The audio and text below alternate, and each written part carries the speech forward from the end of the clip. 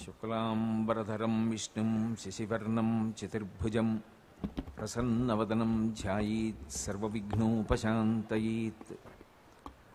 గురుర్బ్రహ్మా గురుర్విష్ణుః గురుర్దేవో మహేశ్వరః గురుః సాక్షాత్ పరబ్రహ్మ తస్మై శ్రీ గురవై నమః.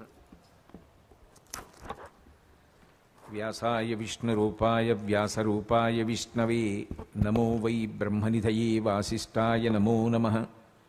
కూజంతం రామ రామీతి మధురం మధురాక్షరం ఆరుహ్య కవితాశాఖాం వందే వాల్మీకికోకిలం. శ్రుతిస్మృతిపురాణానాం ఆలయం కరుణాలయం నమామి భగవత్పాదశంకరం లోకశంకరం.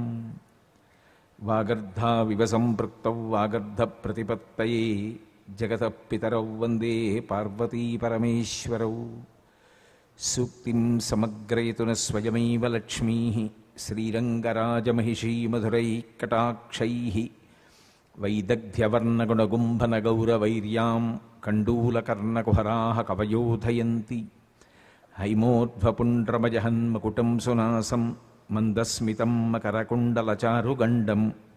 బింబాధరం బహుళదీర్ఘకృపాకటాక్షం శ్రీవేంకటేశముఖమాత్మనిసన్నిధత్తాం.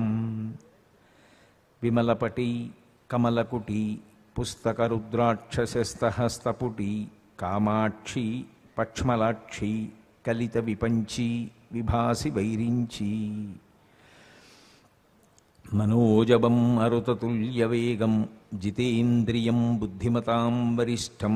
వాతాత్మజం వనరయూధముఖ్యం శ్రీరామదూతం శిరసా నమామి. ఆపదామపహర్తారం దాతారం సర్వసంపదాం లోకాభిరామం శ్రీరామం భూయో భూయో నమామ్యహం. హరి ఓం. పరమేశ్వర స్వరూపమైన సభకి నమస్కారం. ఈరోజు నాకు నిజంగా చాలా సంతోషంగా ఉంది. ఎందుచేత అంటే పూర్వం ఎన్నో సభలలో ఆధ్యాత్మిక ప్రవచనాలు చేసి పరమేశ్వరుడు యొక్క అనుగ్రహాన్ని సంపాదించుకునేటటువంటి ప్రయత్నం చేసినటువంటి మాట వాస్తవం. కానీ మొట్టమొదటిసారి నా జీవితంలో ఒకరోజు కాదు 3 రోజుల పాటు ఒక చలనచిత్రం గురించి ప్రవచనం చేయడానికి అంగీకరించి వచ్చి కూర్చుని ప్రారంభం చేస్తున్నటువంటి సందర్భం. అయితే ఇందాకనే స్వాగతోపన్యాసంలో మాట్లాడుతూ ఆ తల్లి అన్నట్టుగా 3 పుష్కరాలు అంటే 36 సంవత్సరాల క్రితం విడుదలయ్యేటువంటి ఒక చలనచిత్రం మీద ఇప్పుడు ప్రవచనం చేయవలసినటువంటి అవసరం ఏమిటి అని కొంతమంది ప్రశ్న వేస్తూ ఉంటారు అని ఆవిడ ఒక మాట అన్నారు. ఆవిడ అన్నారు కాబట్టి నేను మీతో ఒక మాట మనవి చేస్తాను. సంస్కృతి యందు కళ అనేటటువంటిది అంతర్భాగం. అది మనిషిని ఎప్పుడు దిద్దుతుందో, ఎవరి జీవితాన్ని ఎటువైపు మారుస్తుందో మన ఊహకి అందేటటువంటి విషయం కాదు. మహాత్మా గాంధీ గారి జీవిత చరిత్రని పరిశీలనం చేస్తే ఆయన ఒక విషయం వ్రాసుకున్నారు. నేను బాల్యంలో మా నాన్నగారు తీసుకొచ్చి అక్కడ పెట్టినటువంటి శ్రావణ పితృభక్తి నాటకము అనేటటువంటి పుస్తకాన్ని చదివాను. అప్పటి వరకు మా తండ్రి ఖేదపడేటటువంటి విషయాలు ఎన్నో ఆచరించాను. కానీ ఆ పుస్తకం చదివినప్పుడు ఎందుకో ఆగకుండా నా కన్నుల వెంట అశ్రుధారలు పడ్డాయి. ఆ తర్వాత నేను చాలా పెద్దవాడనైపోయి ఈ నా జీవిత చరిత్ర వ్రాస్తున్నటువంటి సందర్భంలో కూడా నేను ఆ శ్రావణ పితృభక్తి నాటకము అన్న పుస్తకాన్ని చదువుతుంటే మొట్టమొదటిసారి చదివినప్పుడు నేను ఏ ఉద్వేగాన్ని పొందానో, ఎటువంటి అనిర్వచనీయమైనటువంటి అనుభూతిని పొందానో, మొట్టమొదటిసారి జీవితంలో తల్లిదండ్రుల పట్ల విశేషమైనటువంటి భక్తిభావాన్ని పొందానో, వారు ఎంతటి ఉత్కృష్టమైనటువంటి స్థితి కలిగిన వారనేటటువంటి విషయము రూఢముగా నా బుద్ధికి అందిందో, అటువంటి భావనలు ఇప్పటికీ ఈ వయస్సులోనూ నాకు కలుగుతూనే ఉన్నాయి. సరికదా, మొట్టమొదటిసారి చదివినప్పుడు నా కన్నుల వెంట ఎలా అశ్రుధారలు పడ్డాయో, శ్రావణ పితృభక్తి నాటకాన్ని చదువుకుంటున్నప్పుడు నా కన్నుల వెంట ఇప్పటికీ అలాగే అశ్రుధారలు పడుతూ ఉంటాయి. బహుశः కన్నీరు కార్చకుండానే నా శ్రావణ పితృభక్తి నాటకాన్ని చదవలేను అని వ్రాసుకున్నారు. అలాగే సత్యము పరమశక్తివంతమైన సాధనమని ఆ సత్యము ద్వారా, సత్యావ్రతము ద్వారా మనిషి సాధించలేనిది లేదని నేను బహువిధములుగా ఆలోచన చేసి నిర్ణయం చేసుకోవడానికి ప్రధానమైనటువంటి అంశం నా బాల్యంలో నేను చూసినటువంటి సత్యహరిశ్చంద్ర నాటకం. నేను ఆ నాటకం చూసిన తరువాత నాకు అనేక రాత్రులు నిద్ర పట్టలేదు. సత్యం కోసం అన్ని కష్టాలు పడ్డా? సత్యం నిజంగా అంత గొప్పదా? సత్యం అనేటటువంటి మౌలిక సిద్ధాంతాన్ని పట్టుకోగలిగినటువంటి వాడు అనితర సాధ్యమైనటువంటి ప్రజ్ఞాపాఠవములను సంతరించుకొని ఎంత గొప్ప లక్ష్యాన్నైనా సాధించగలిగినటువంటి ప్రజ్ఞని సంతరించుకుంటాడా అని నా మనస్సు బహువిధముల ఆలోచన చేస్తూ ఉండేది. దాని గురించి ఆలోచించగా నాకు ఆ సత్యహరిశ్చంద్ర అన్న నాటకం మీద విశేషమైనటువంటి నమ్మకం ఏర్పడింది. ఆ నమ్మకమే తరువాతి కాలంలో సత్యము అహింస అనేటటువంటి రెండు సిద్ధాంతాల్ని ఆధారం చేసుకుని రవి అస్తమించినటువంటి బ్రిటిష్ సామ్రాజ్య పునాదులు కదిలిపోయేటట్టుగా నేను వారితో స్వాతంత్ర్య సంగ్రామం చేసి భారతమాత యొక్క దాస్య శృంఖలాలను ఛేదించి సర్వసత్తాక ప్రజాస్వామిక గణతంత్ర రాజ్యముగా భారతదేశము ఆవిర్భవించేటట్టుగా పోరాటం చెయ్యడానికి నాకు స్ఫూర్తినిచ్చాయి. కాబట్టి లలిత కళలు, నాటకాదులు, మంచి మంచి గ్రంథములు కాలదోషము పట్టేవి కావు. యథార్థమునకు సమాజములో ఉండవలసినటువంటి అంతర్లీనమైన పద్ధతి ఏది అంటే, ఏది సమాజాన్నంతటినీ కూడా జాగృతి కల్పించిందో, ఏది సమాజానికి ఒక ఉత్తమ పథాన్ని చూపించిందో, ఏది మరిచిపోతున్న సంస్కృతిని మళ్ళీ ఒక్కసారి వ్యక్తులను తట్టి లేపి అటువైపు పయనింపచేసిందో, అటువంటి దానికి కాలదోషం పట్టడం అన్నది లేకుండా మళ్ళీ మళ్ళీ జ్ఞాపకం వచ్చేటట్టుగా అందులో అంతర్లీనంగా ఉన్నటువంటి అద్భుతమైన విశేషములు తన బుద్ధికి పరమేశ్వరుడు ఎంతవరకు ప్రచోదనం చేశాడో దాన్ని సభాముఖంగా ఆవిష్కరించడం సామాజిక కర్తవ్యం. ఒక పురాణం చెప్పడం ఎంత అవసరమో ఒక పౌరుడిగా సామాజిక కర్తవ్యాన్ని నిర్వర్తించడం కూడా అంతే అవసరం. నా వరకు నేను శంకరాభరణం గురించి ప్రవచనం ఎందుకు చెయ్యాలి అంటే అది నాకు సామాజిక కర్తవ్యం. నేను శంకరాభరణం అనేటటువంటి దాన్ని కేవలము ఒక చలనచిత్రంగా భావనం చెయ్యడం లేదు. అది భారతీయ సంస్కృతి మూలాలు ఎక్కడున్నాయో ఆ మూలాల పట్ల విశ్వాసంలో కించిత్ వైక్లభ్యం ఏర్పడుతున్నటువంటి రోజులలో దాన్ని సరిదిద్దడానికి అమృతప్రాయమైనటువంటి రీతిలో ఒక అద్భుతమైనటువంటి కథని సృజించి అందులో ఉన్నవి పాత్రలైనప్పటికీ అవి సజీవములై నిజంగా అలాంటి వ్యక్తి ఒకరు ఉండేవారా అన్నంతగా మన మనసు కదిలిపోయేటట్టుగా అసలు ఆ నిర్మాణ ప్రక్రియని సాధించినటువంటి ఋషితుల్యులైనటువంటి వారెవరు ఉన్నారో అటువంటి మహానుభావులు సభలో విజయం చేసి ఉండగా వారి మనసు సంతోషించేటట్టు వారు చేసినటువంటి గొప్ప పని ఏది ఉందో అది భవిష్యత్ తరాలకి కూడా స్ఫూర్తిదాయకమై మనం కూడా ఇటువంటివి చెయ్యాలి అనేటటువంటి స్ఫూర్తి అందాలి అంటే ఒక రామాయణాన్ని నమ్మినవాడు, ఒక భారతాన్ని నమ్మినవాడు, ఒక భాగవతాన్ని నమ్మినవాడు ఇంత గొప్ప చలనచిత్రాన్ని కేవలము ఒక సినిమా అనేటటువంటి ఉద్దేశ్యంతో పక్కన పెట్టవలసినటువంటి అవసరం లేదు. యథార్థమునకు ఈ దేశ సంస్కృతిలో అంతర్భాగం ఏమి అంటే ఎక్కడ ఏ మంచి కనపడినా దాన్ని తీసి నెత్తి మీద పెట్టుకోవడం ఈ జాతి సంస్కృతి. ఈ జాతి సంస్కృతి మూలాలు ఎక్కడున్నాయంటే సాలగ్రామాన్ని గులకరాళ్లలో వెతుకుతారు తప్ప సాలగ్రామాలు సాలగ్రామాలుగా గుట్టలు పోసి ఉండవు. గులకరాళ్ల కుప్పలోనే సాలగ్రామం ఉంటుంది. కానీ గులకరాళ్ల కుప్పలో ఉన్న సాలగ్రామాన్ని ఎంచుకుని పైకెత్తి కన్నుల కద్దుకొని పాత్రలో పెట్టి పూజించి సాలగ్రామానికి కొత్తగా విలువ తేవట్లేదు. సాలగ్రామాన్ని అర్చించిన వాడు అభ్యున్నతిని పొందుతున్నాడు. నా దృష్టిలో గులకరాళ్ల గుట్టలో సాలగ్రామాలలో ఒక సాలగ్రామం శంకరాభరణం చలనచిత్రం.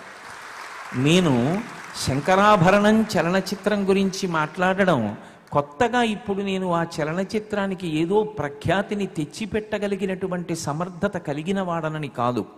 కానీ అందులో ఉన్నటువంటి సంస్కృతి బీజాలని ఒక్కసారి మనసులో స్మరించినంత మాత్రం చేత ఆ కథా గమనంలో ఉన్నటువంటి అందమైన మలుపులను పరిశీలించినంత మాత్రం చేత మళ్ళీ ఈ జాతి సంస్కృతి పట్ల, ఈ జాతికి కళల పట్ల ఉన్నటువంటి ఆ అకుంఠితమైనటువంటి దీక్ష, ఆ ధృతి మళ్ళీ ఒక్కసారి నెమరవేసుకుని అటువైపుగా నా మనసు నిలబడడానికి, దాని వలన మళ్ళీ స్ఫూర్తి పొందడానికి నాకు ఉపకరణం అవుతుంది అని నేను నిశ్చయించుకుని ఈ ప్రవచనం చేస్తున్నాను తప్ప యథార్థమునకు ఈ చలనచిత్రం గురించి ఇతపూర్వమే ఎన్నో చర్చలు జరిగాయి, ఎన్ని సభలు జరిగాయో, ఎంతమంది పెద్దలు మాట్లాడారు.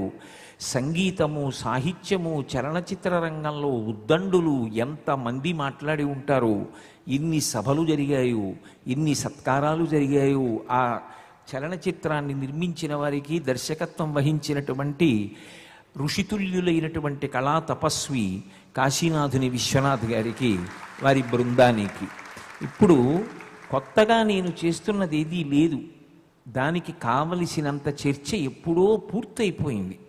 నేను చేస్తున్నది ఏదైనా ఉంటే ఒక్కటే, చాలా కాలం నుంచి ఆరాధింపబడుతున్నది ఏది ఉన్నదో దానికి విలువ ఎక్కువ. మీరు చూడండి, తరతరాలు మారిపోతూ ఉండొచ్చు, కానీ సింహాసనంలో ఉన్నటువంటి మూర్తులు మాత్రం ఎప్పటికీ అలాగే ఆరాధింపబడుతూనే ఉంటాయి. కాలదోషం ఉంటుందా? ఎప్పుడో మా ముత్తాత గారి కాలంలో సింహాసనంలో పెట్టి పూజ చేసిన మూర్తులండి, ఇప్పటికీ వాటిని ఎందుకు పూజించాలి, వాటిని తీసేసి కొత్తగా పూజిస్తానన్న మాట ఉంటుందా? ఉండదు. శ్రీరామాయణం ఉంది, ఎప్పుడో త్రేతాయుగంలో జరిగిందండి అని రామాయణాన్ని పక్కన పెడుతున్నామా?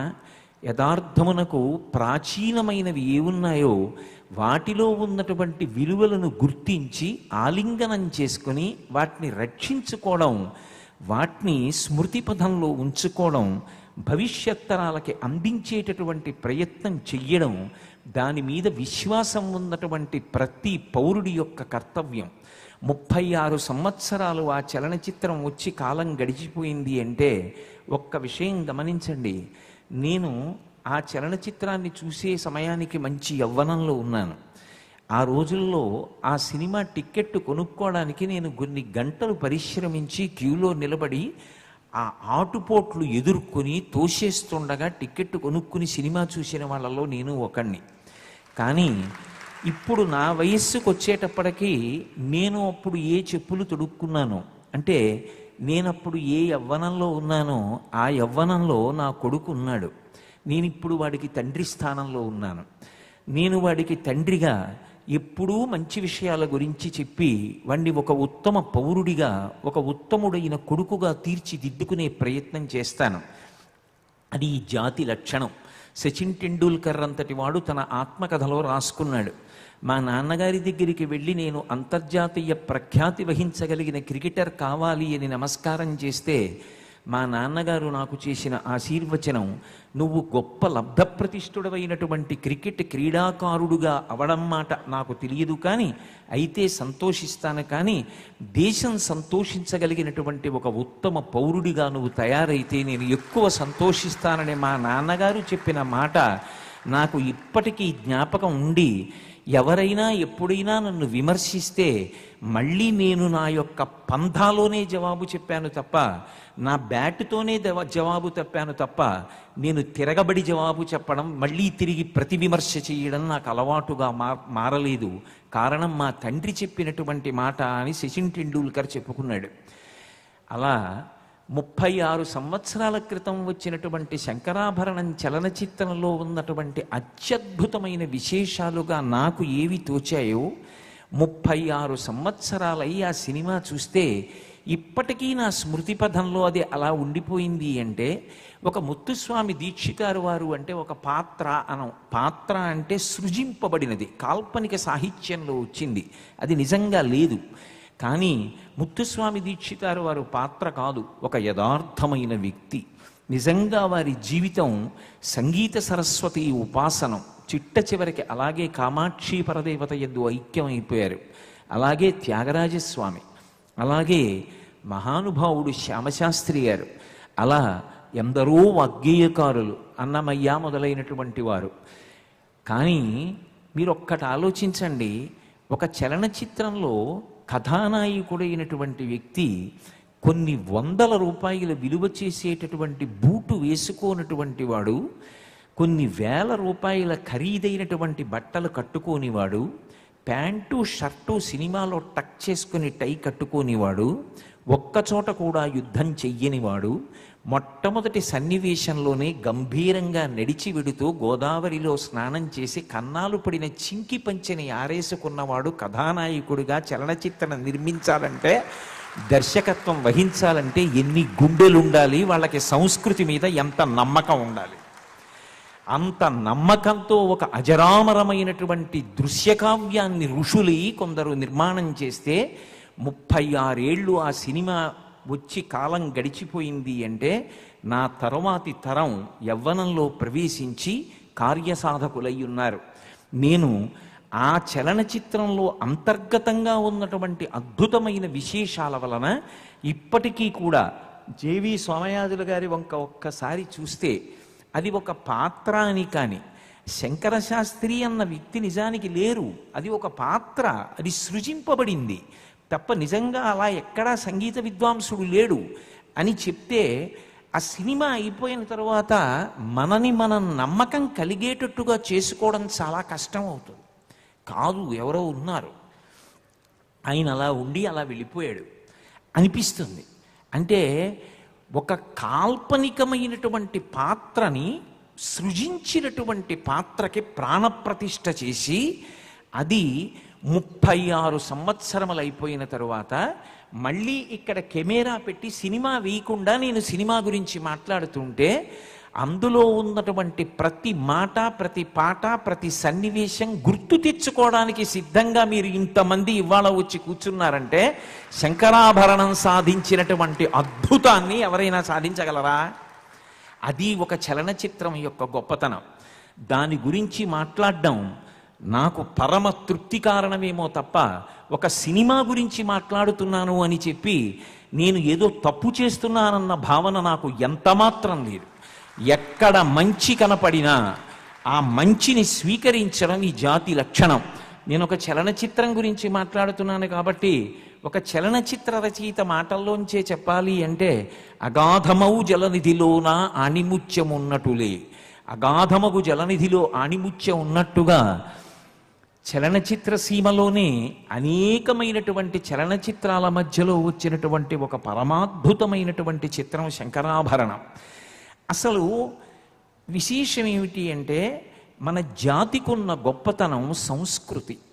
అందుకే ఒకప్పుడు పివి నరసింహారావు గారు, మాంగ్యులు మహానుభావుడు, భారతదేశ ప్రధానమంత్రి చేసిన వ్యక్తి, ఈ రాష్ట్రం నుంచి వచ్చినటువంటి వ్యక్తి, తెలుగువాడు అని మనందరం గర్వించదగ్గ వ్యక్తి, బహుముఖ ప్రజ్ఞాశాలి, ఈ జాతి సంస్కృతి విచ్ఛిన్నమైపోతే నేను ఎక్కువ బాధపడుతున్నాను అని పార్లమెంట్లో మాట్లాడారు. అంటే సంస్కృతిని రక్షించుకోవడానికి ఎంత కష్టపడ్డారో ఆలోచించండి. మీరు రామాయణాన్ని పరిశీలనం చేస్తే మీకు ఒక విషయం కనపడుతుంది. రాముడు ఎందరితోనో సమన్వయం అవుతాడు, ఎన్నో రాజ్యాలు గెలిచాడు, కానీ రాముడు ఎవరి సంస్కృతిని మాత్రం పాడు చెయ్యడు. రాముడు వానరరాజైనటువంటి సుగ్రీవుడితో చెలిమి చేశాడు, కానీ మీ వానర సంస్కృతి ఇలా ఉండకూడదు, మీరు వానర సంస్కృతిని విడిచిపెట్టేయండి, మా మనుష్య సంస్కృతిని నేర్చుకోండి, ఈ సంస్కృతి గొప్పది, ఆ సంస్కృతి తక్కువ అని రాముడు అనలేదు. అదే రాముడు గుహుడితో స్నేహం చేశాడు. గుహుడు కేవలం ఒక ఆటవికుడు, కానీ నువ్వు ఇలా ఉండకూడదు, నువ్వు ఒక మనుష్యుడు బ్రతికినట్టుగా బ్రతుకు అని గుహుణ్ణి చిన్నపుచ్చలేదు. నా ఆత్మతో సమానమైన స్నేహితుడు అని ఆదరించి ఆయన సంస్కృతిని గౌరవించి ఆ సంస్కృతిలో ఆయన పండేటట్టుగా చేశాడు. అలాగే రాక్షసులతో చెలిమి చేశాడు, విభీషణుడితో కలిసి తిరిగాడు, విభీషణుడికి పట్టాభిషేకం చేశాడు. ఆయన ఎప్పుడూ కూడా వాళ్ళ సంస్కృతిలోకి జోక్యం చేసుకోలేదు. ఈ దేశం గొప్పతనం ఎక్కడుంది అంటే, భౌగోళికమైనటువంటి సరిహద్దులు దాటి పక్క రాజ్యాల్ని గెలిచారేమో కానీ పక్క వాళ్ళ సంస్కృతిని పాడు చెయ్యడం మాత్రం ఈ జాతికి తెలియదు. సంస్కృతి జీవధార, ఆ సంస్కృతిని నాశనం చెయ్యరు. అలాగే మన సంస్కృతి నాశనం అవడానికి కూడా అంగీకరించడం ఆమోదయోగ్యం కాదు. ఆ సంస్కృతి క్షీణించిపోతుంటే, సంస్కృతి దెబ్బతింటుంటే పరమ లలితమైనటువంటి హృదయము కలిగిన వారెవరో వారు ఆ సంస్కృతిని నిలబెట్టుకోవడానికి ఎన్నో ప్రయత్నాలు చేశారు.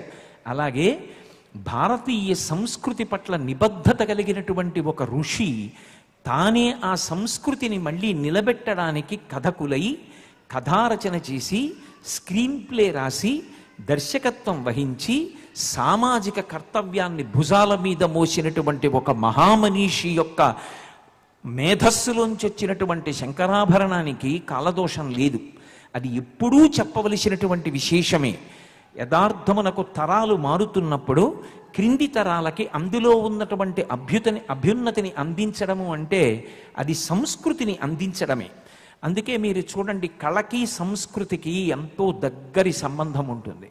శంకరాభరణం చలనచిత్రం యొక్క ప్రారంభంలోనే ఒక మాట అంటారు, పశుర్వేత్తి శిశుర్వేత్తిర్వేత్తిగాన రసంఫణి. సంగీతము పాములను అలాగే పశువులను పసిపిల్లలను ముగ్గురిని కూడా సమాన స్థాయిలో ఆనందపడేటట్టుగా చేస్తుంది. అదే నటరాజస్వామి వారి యొక్క తత్వం ఆవిష్కరిస్తుంది. అందుకే మీరు ఎప్పుడైనా గమనిస్తే నటరాజు యందు ఒక అద్భుతం ఉంటుంది. అందుకే విదేశీయులకు కూడా నటరాజస్వామి వారి విగ్రహాలంటే అంత మోజు. ఆయన కదిలినంత వేగంగా ఎవరూ కదలలేరు, అంత వేగంగా నాట్యం చేస్తాడు. కపర్దీ అని పెద్ద జుత్తు ఆయనకి. ఎంత పెద్ద జుత్తు అంటే ఆయన ఇలా అన్నాడు అనుకోండి, ఆ జుత్తు అంతా ఇటు విసురుకుంటుంది. మళ్ళీ ఇలా అన్నాడు అనుకోండి, ఇటు విసురుకుంటుంది. ఆయన ఎంత వేగంగా తల తిప్పుతాడంటే ఇలా తల విసిరితే ఇటువైపు జుత్తు ఇటువైపుకి ఉండగా ఇలా ఇలా ఎగురుతూ ఉండగా, మళ్ళీ ఇటు తిప్పితే ఇటు జుత్తు ఇటు ఇలా ఎగురుతూ ఉండగా, ఇటుది కింద పడి మళ్ళీ ఇటు తిరగడానికి, ఇటుది కింద పడి ఇటు తిరగడానికి అవకాశం లేకుండా తలని తిప్పుతూ ప్రసన్నంగా నవ్వుతూ నిలబడగలిగినటువంటి అద్భుత నర్తన చేయగలిగినటువంటి వాడు నటరాజు. అటువంటి నటరాజస్వామి నర్తనం చేస్తుంటే దేవతలందరూ కూడా చుట్టూ పరివేష్టించి ఆయనకి వాద్య పరికరముల మీద సహకారం చేస్తారు. కానీ ఇద్దరు మాత్రం ఏ సహకారము చెయ్యరు. చెయ్యకుండా అలాగే చూస్తూ ఉంటారు. ఎవరు వాళ్ళు అంటే వ్యాఘ్రపాదుడు పతంజలి అని ఇద్దరు. ఇప్పటికీ చిదంబరం వెళ్ళి నటరాజ సభ చూస్తే ప్రస్ఫుటంగా వాళ్ళిద్దరూ కనపడతారు. అందులో వ్యాఘ్రపాదుడు కిందనంతా పెద్ద పులి శరీరం ఉంటుంది, పైన మనుష్యుని యొక్క ముఖం ఉంటుంది. అలాగే వ్యాఘ్రపాదుడు పతంజలి ఆదిశేషుని యొక్క అవతారం. ఆదిశేషుడు కిందంతా పాము ఉంటుంది, పైన తల ఉంటుంది. ఆయన నర్తన చేస్తుంటే, అట్లా పాట పాడుతుంటే, అట్లా అద్భుతమైనటువంటి వాద్య పరికరములను మ్రోగిస్తుంటే ఒక పాము అపారమైనటువంటి క్రౌర్యమునకు ప్రతీక అయినటువంటి పెద్ద పులి ఇవి రెండూ సహకరించలేక వాద్యాన్ని మ్రోగించలేవు, ఓ తాళం వెయ్యలేవు, ఓ పాట పాడలేవు. కానీ తమ తమ క్రౌర్యములను విడిచిపెట్టి నిశ్చేష్టులైపోయి రసాస్వాదన చేస్తూ పక్కన వ్యాఘ్రపాదుడు పతంజలి అలా నిలబడి ఆ నటరాజస్వామి యొక్క నృత్యాన్ని చూస్తూ ఉంటారు. అది దేనికి సంకేతము అంటే భారతీయ సంగీతానికి అంతటి వైభవం ఉన్నది. భారతీయ సంగీతం అజరామరమైనటువంటి జీవధార. అదే ఆ శంకరాభరణ చలనచిత్రంలో మొట్టమొదట ఆ మాటలు వినపడతాయి.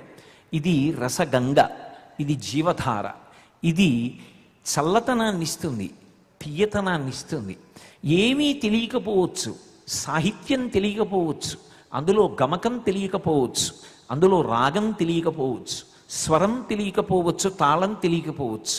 కానీ పశుర్వేత్తి శిశుర్వేత్తిర్వేత్తిగాన రసంఫణి. అది పశువు కానివ్వండి, శిశువు కానివ్వండి, అథవా ఒక పాము కానివ్వండి, అందులో అంతర్లీనంగా ఉండేటటువంటి ఆ నాదాన్ని అనుభవిస్తూ అందరి యొక్క మనస్సులు కూడా రాగరంజితములై పరమ ప్రశాంతతని పొందుతాయి. అందుకొకదు త్యాగరాజస్వామి ఒక మాట అంటారు, నిగమోత్తమ సామవేద సారం వారం వారం అంటారు. వేదములయందు అన్నిటిలోకి గొప్పది ఏది అంటే సామవేదం. సామ అన్న మాటకు అర్థం శాంతి అని. అందుకే సామగానం చేస్తే శాంతి పొందుతారు. వేదంలో సామవేదం అత్యంత ప్రసిద్ధి వహించింది. వేదానాం సామవేదోస్మి అంటాడు భగవద్గీతలో స్వామి. వేదములలో సామవేదం నేనే అంటాడు. ఇప్పటికీ తిరుమల తిరుపతి దేవస్థానములు మొదలైనటువంటి దేవస్థానాలలో ఉద్దండ పండితులైనటువంటి సామవేదవేత్తలు ఆ సామగానం పాడుతుంటే, సామవేదాన్ని స్వరంతో పలుకుతుంటే నిజంగా మనం అన్నిటినీ మరిచిపోయి అలా వింటూ ఉండిపోతాం. అంత అద్భుతంగా పాడతారు. అందుకే ఒక్క సామగానం చేసేటప్పుడు స్వరభంగ నియమం కూడా పెట్టలేదు. ఎందుకంటే ఊపిరి తీసి ఊపిరిని గానంగా మార్చడంలో ఎక్కడైనా వైక్లభ్యం వస్తే శాస్త్రం అంగీకరించింది. దేవీ భాగవతంలో దాని మీద ఒక ఉపాఖ్యానం కూడా ఉంది. కాబట్టి ఆ సంగీతం అనేటటువంటిది మహోపకారం చేస్తుంది. అది బాహ్యంలో శాంతినిస్తుంది. అసలు శాంతి కన్నా కావలసిందే ఉందండి లోకానికి.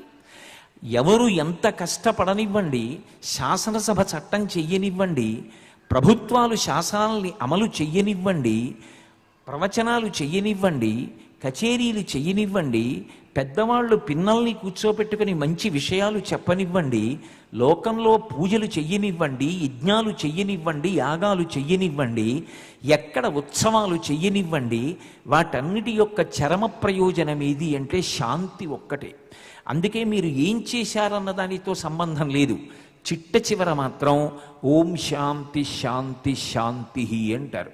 నేను ప్రశాంతంగా ఉండాలి, నా పక్కనున్న వాళ్ళందరూ ప్రశాంతంగా ఉండాలి. లోకంలో అన్నింటికన్నా అత్యంత హేయమైన పని ఏది అంటే తన ప్రశాంతత పాడు చేసుకోవడం, ఇంకొకటి ప్రశాంతత పాడు చేయడం. అంతకన్నా భయంకరమైన నేరం, అంతకన్నా భయంకరమైన దోషం శీలమునందు ఇంకొకటి ఉండదు. అందుకే శాంతము లేక సౌఖ్యము లేదు సారసదళానయన అంటారు త్యాగరాజస్వామి. ఆ శాంతము అత్యంత ప్రధానము. ఆ శాంతి మనుష్యులకు కాదు, పరమ క్రౌర్యము కలిగినటువంటి పాము ఎప్పుడూ బుసకొడుతూ ఊగిపోతూ కదిలిపోయి కాట్లు వేసేటటువంటి ప్రతీకార బుద్ధి కలిగినటువంటి పాము దగ్గర నుంచి ఏమీ అర్థం కాదు కాబట్టి పశువు అంటారు. దానికి ఏమర్థం అవుతుంది? దానికి రెండే తెలుసు. మీరు చేతిలో గడ్డి పట్టుకుంటే పెడతారని వస్తుంది, మీరు కర్ర పట్టుకుంటే పారిపోతుంది. దానికి ఉపాధి పోషణం తెలుసు, భయం తెలుసు. అటువంటి పశువు కూడా సంగీతం పాడుతుంటే మాత్రం అలా విని ఏదో తన్మయత్వాన్ని పొందుతుంది. ఒక పశువే పొందింది అంటే ప్రకృతి అంతా కూడా తన్మయత్వాన్ని పొందుతుంది. అంత గొప్పది సంగీతం. అటువంటి సంగీతం కేవలము నోటితో పాడుతున్నదే కాదు. అందుకే శాస్త్రంలో సంగీతము అన్న మాటకు అర్థం గీతం నృత్యంచ వాద్యంచ సంగీతం అపిముచ్యతే. సంగీతము అనేటటువంటి మాటలోకి గీతం పాట పాడడము సంగీతమే, నృత్యం చెయ్యడము సంగీతమే, వాద్యం ఇటువంటి సాంప్రదాయికమైనటువంటి వాద్యములను మ్రోగించడం కూడా సంగీతమే. నేను ఇటువంటి అని కుడి చేతి వైపు ఎందుకు చూపిస్తున్నాను అంటే మనిషి మనసులో భయం కొలిపేటటువంటి శబ్దములు ఏవి ఉంటాయో అటువంటి శబ్దములు ఉత్పన్నము చేయనటువంటి సాధనములుగా సాంప్రదాయికమైనటువంటి సంగీత పరికరములను మన యొక్క శాస్త్రవేత్తలు ఋషులు రూపకల్పన చేశారు. అందుకే పిడుగులు పడుతున్న శబ్దాలు కానీ మెరుపుల శబ్దాలు కానీ సంగీత పరికరాల మీద రావు.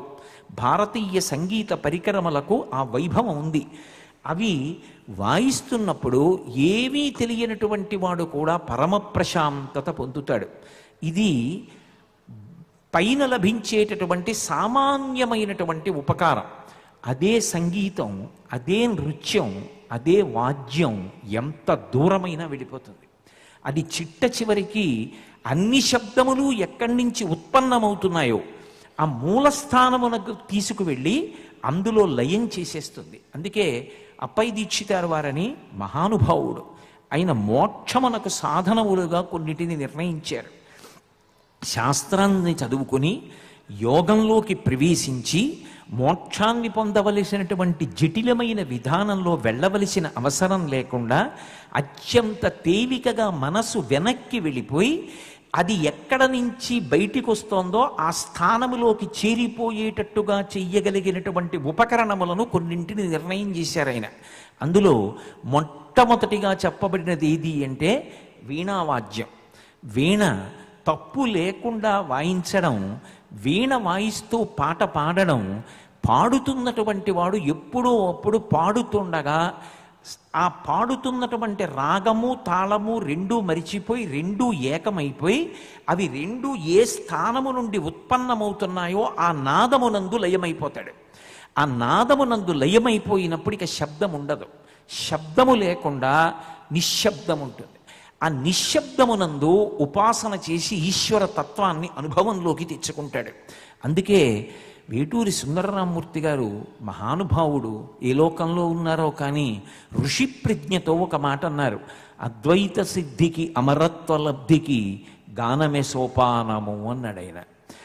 ఆ అద్వైత సిద్ధికి రెండు లేనటువంటి ఆ స్థితికి దేవలోకాన్ని చేరుకోవాలి అన్న గానమే సోపానము. అది అప్పై దీక్షితారు వారు చెప్పిన మాట, త్యాగరాజస్వామి చెప్పినటువంటి మాట, పెద్దలందరూ చెప్పినటువంటి మాట. దార్శనికుడై సుందరరామూర్తి గారు కూడా అదే మాట ఆ చలనచిత్రంలో చెప్తారు. అంత గొప్పది సంగీతం. అటువంటి సంగీతం బాహ్యంలో శాంతినివ్వడం ఒక ఉపకరణం. అంతకన్నా చరమస్థానం, అంతకన్నా అంతిమ ప్రయోజనం చిట్ట చివర విడుదల చేసేసి మోక్షం వైపుకు తీసుకెళ్ళిపోగలుగుతుంది. అంత గొప్ప ప్రజ్ఞకి, అంత గొప్ప ఉపాసనా సిద్ధికి కారణమైనటువంటి సంగీతం ఏదున్నదో ఆ సంగీతంలో ప్రధానమైనటువంటి అంశములను తీసుకుని ఆ సంగీతము ఎంత ఉపకరిస్తుందో అది చల్లదనంతో తీయదనంతో ఉంటుంది. దాన్ని కష్టపడి బాధపడుతూ సాధన చెయ్యక్కర్లేదు. మీరు చక్కగా ఆసనం వేసుకుని కదలకుండా వెన్నుపాము నిటారుగా పెట్టి మీ మనసుని నాసాగ్రమునందు నిలబెట్టి నేను చెప్తున్నటువంటి ఒక రూపాన్ని తదేకంగా ధ్యానం చెయ్యండి అని అన్నాను అనుకోండి, నేను చెప్పడం చాలా తేలిక. కానీ మీ మనసుని మీరు అలా నిలబెట్టగలిగితే మీరు ఉత్తర క్షణంలో ప్రాజ్ఞులైపోయినట్టే. మనసుని నిలబెట్టడం అంత తేలిక కాదు. అది యాంత్రీకరించి కర్మేంద్రియాన్ని స్వతంత్ర బుద్ధితో వేరొక చోటుకి వెళ్ళిపోతుంది. నేను ఇక్కడ చూడవే అని ఒక రూపాన్ని చూపిస్తే ఇక్కడ విడిచిపెట్టేసి రేపు ఉదయం నేను ఎక్కడికి వెళ్ళాలి, మళ్ళీ సాయంకాలం ఎన్నింటికి రావాలి, లేకపోతే ఇక్కడి నుంచి తిరిగి నేను ఎక్కడికి ప్రవచనానికి వెళ్ళాలి, అక్కడికి వెళ్ళడానికి ఏ ప్రయాణ సాధనంలో వెళ్ళాలి, ఈ విషయాల గురించి ఆలోచన మొదలు పెడుతుంది. నా మనసుని నేను వెనక్కి తీసుకొచ్చి ఒక ప్రత్యేకమైనటువంటి రూపమునందు నిలబెట్టడం అంత తేలిక కాదు. దానికి విపరీతమైనటువంటి ఉరిపిడి ఉంటుంది. అందులో సాధకుడు డస్సిపోతాడు. నా మాట వింటలేదు మనసు, నేను ఎంత ప్రయత్నించినా కూర్చుంటున్నాను కానీ అసలు నేను ఏది చూడమన్నానో అది చూడటం లేదు నా మనసు అని విసిగిపోతాడు. కానీ మన ప్రయత్నం లేకుండా మన మనసుని తను లాక్కుని దాని యందు నిలబెట్టగలిగినది ఏది అంటే వీణావాద్యం. అది మనసుని లాగి నిలబెట్టేస్తుంది. అలా నిలబెట్టగలిగిన శక్తి కలిగినది వీణ. నేను చెప్పట్లేదు, అప్పై దీక్షితర్ వారు చెప్పినటువంటి మొట్టమొదటి మాట. అలాగే పద్మములతో నిండినటువంటి గొప్ప సరస్సు, దాని ఒడ్డుకు వెళ్ళి నిలబడితే అరవిరిసినటువంటి పద్మాలతో ఉన్న సరోవరం వంక చూస్తే మనసు తాదాత్మ్యతతో ఏకాగ్ర బుద్ధిని పొంది నిలబడుతుంది. పూర్ణచంద్రబింబం, ఏనుగు యొక్క ముఖం. అందుకే విఘ్నేశ్వరుణ్ణి సుముఖశ్చైక దంతశ్చ కపిలో గజకర్ణక అని మొదలు పెడతారు షోడశనామాలు. సుముఖ అంటే మంచి ముఖమున్నవాడివి. ఏమిటి మంచి ముఖం అంటే ఆయన ముఖం ఎందుకు మంచిది అంటే మిగిలిన రూపాల్ని ఉపాసన చేసేటప్పుడు ప్రయత్నపూర్వకంగా మనం ఆ రూపాన్ని అధాంగ పూజలో పాదముల నుండి తల వరకు, తల నుండి పాదముల వరకు మనసులో దర్శనం చేసి ఆయన యొక్క అంగప్రత్యంగముల యందు మనసు నిలబెట్టాలి. అది ఉరిపిడితో కూడుకున్న విషయం. విఘ్నేశ్వరుడి దగ్గరికి వెళ్ళేటప్పటికే ఆ ముఖం చూడగానే అది గజముఖం కాబట్టి ఆబాల గోపాలాన్ని ఆకర్షిస్తుంది. మనసు తనంత తానుగా వెళ్ళిపోయి నిలబడిపోతుంది. అందుకని సుముఖం మనకి ఉపకారం చేస్తుంది. కాబట్టి ఏనుగు ముఖం మన ప్రయత్నం లేకుండా మన మనసుని నిలబెడుతుంది. అంత గొప్పది. అందుకే కలువల తండము, పూర్ణచంద్రబింబము, వీణావాద్యము, దానితో కలిసినటువంటి పాట, అలాగే ఏనుగు యొక్క ముఖము, ఇవన్నీ కూడా మన ప్రయత్నం లేకుండా, కష్టపడకుండా, ఒరిపిడి లేకుండా, సాధకుడు అలిసిపోకుండా పరమ సంతోషంతో భగవంతుణ్ణి చేరడానికి తేలికైనటువంటి మార్గములుగా అప్పయ్య దీక్షితారు వారు నిర్ణయం చేశారు.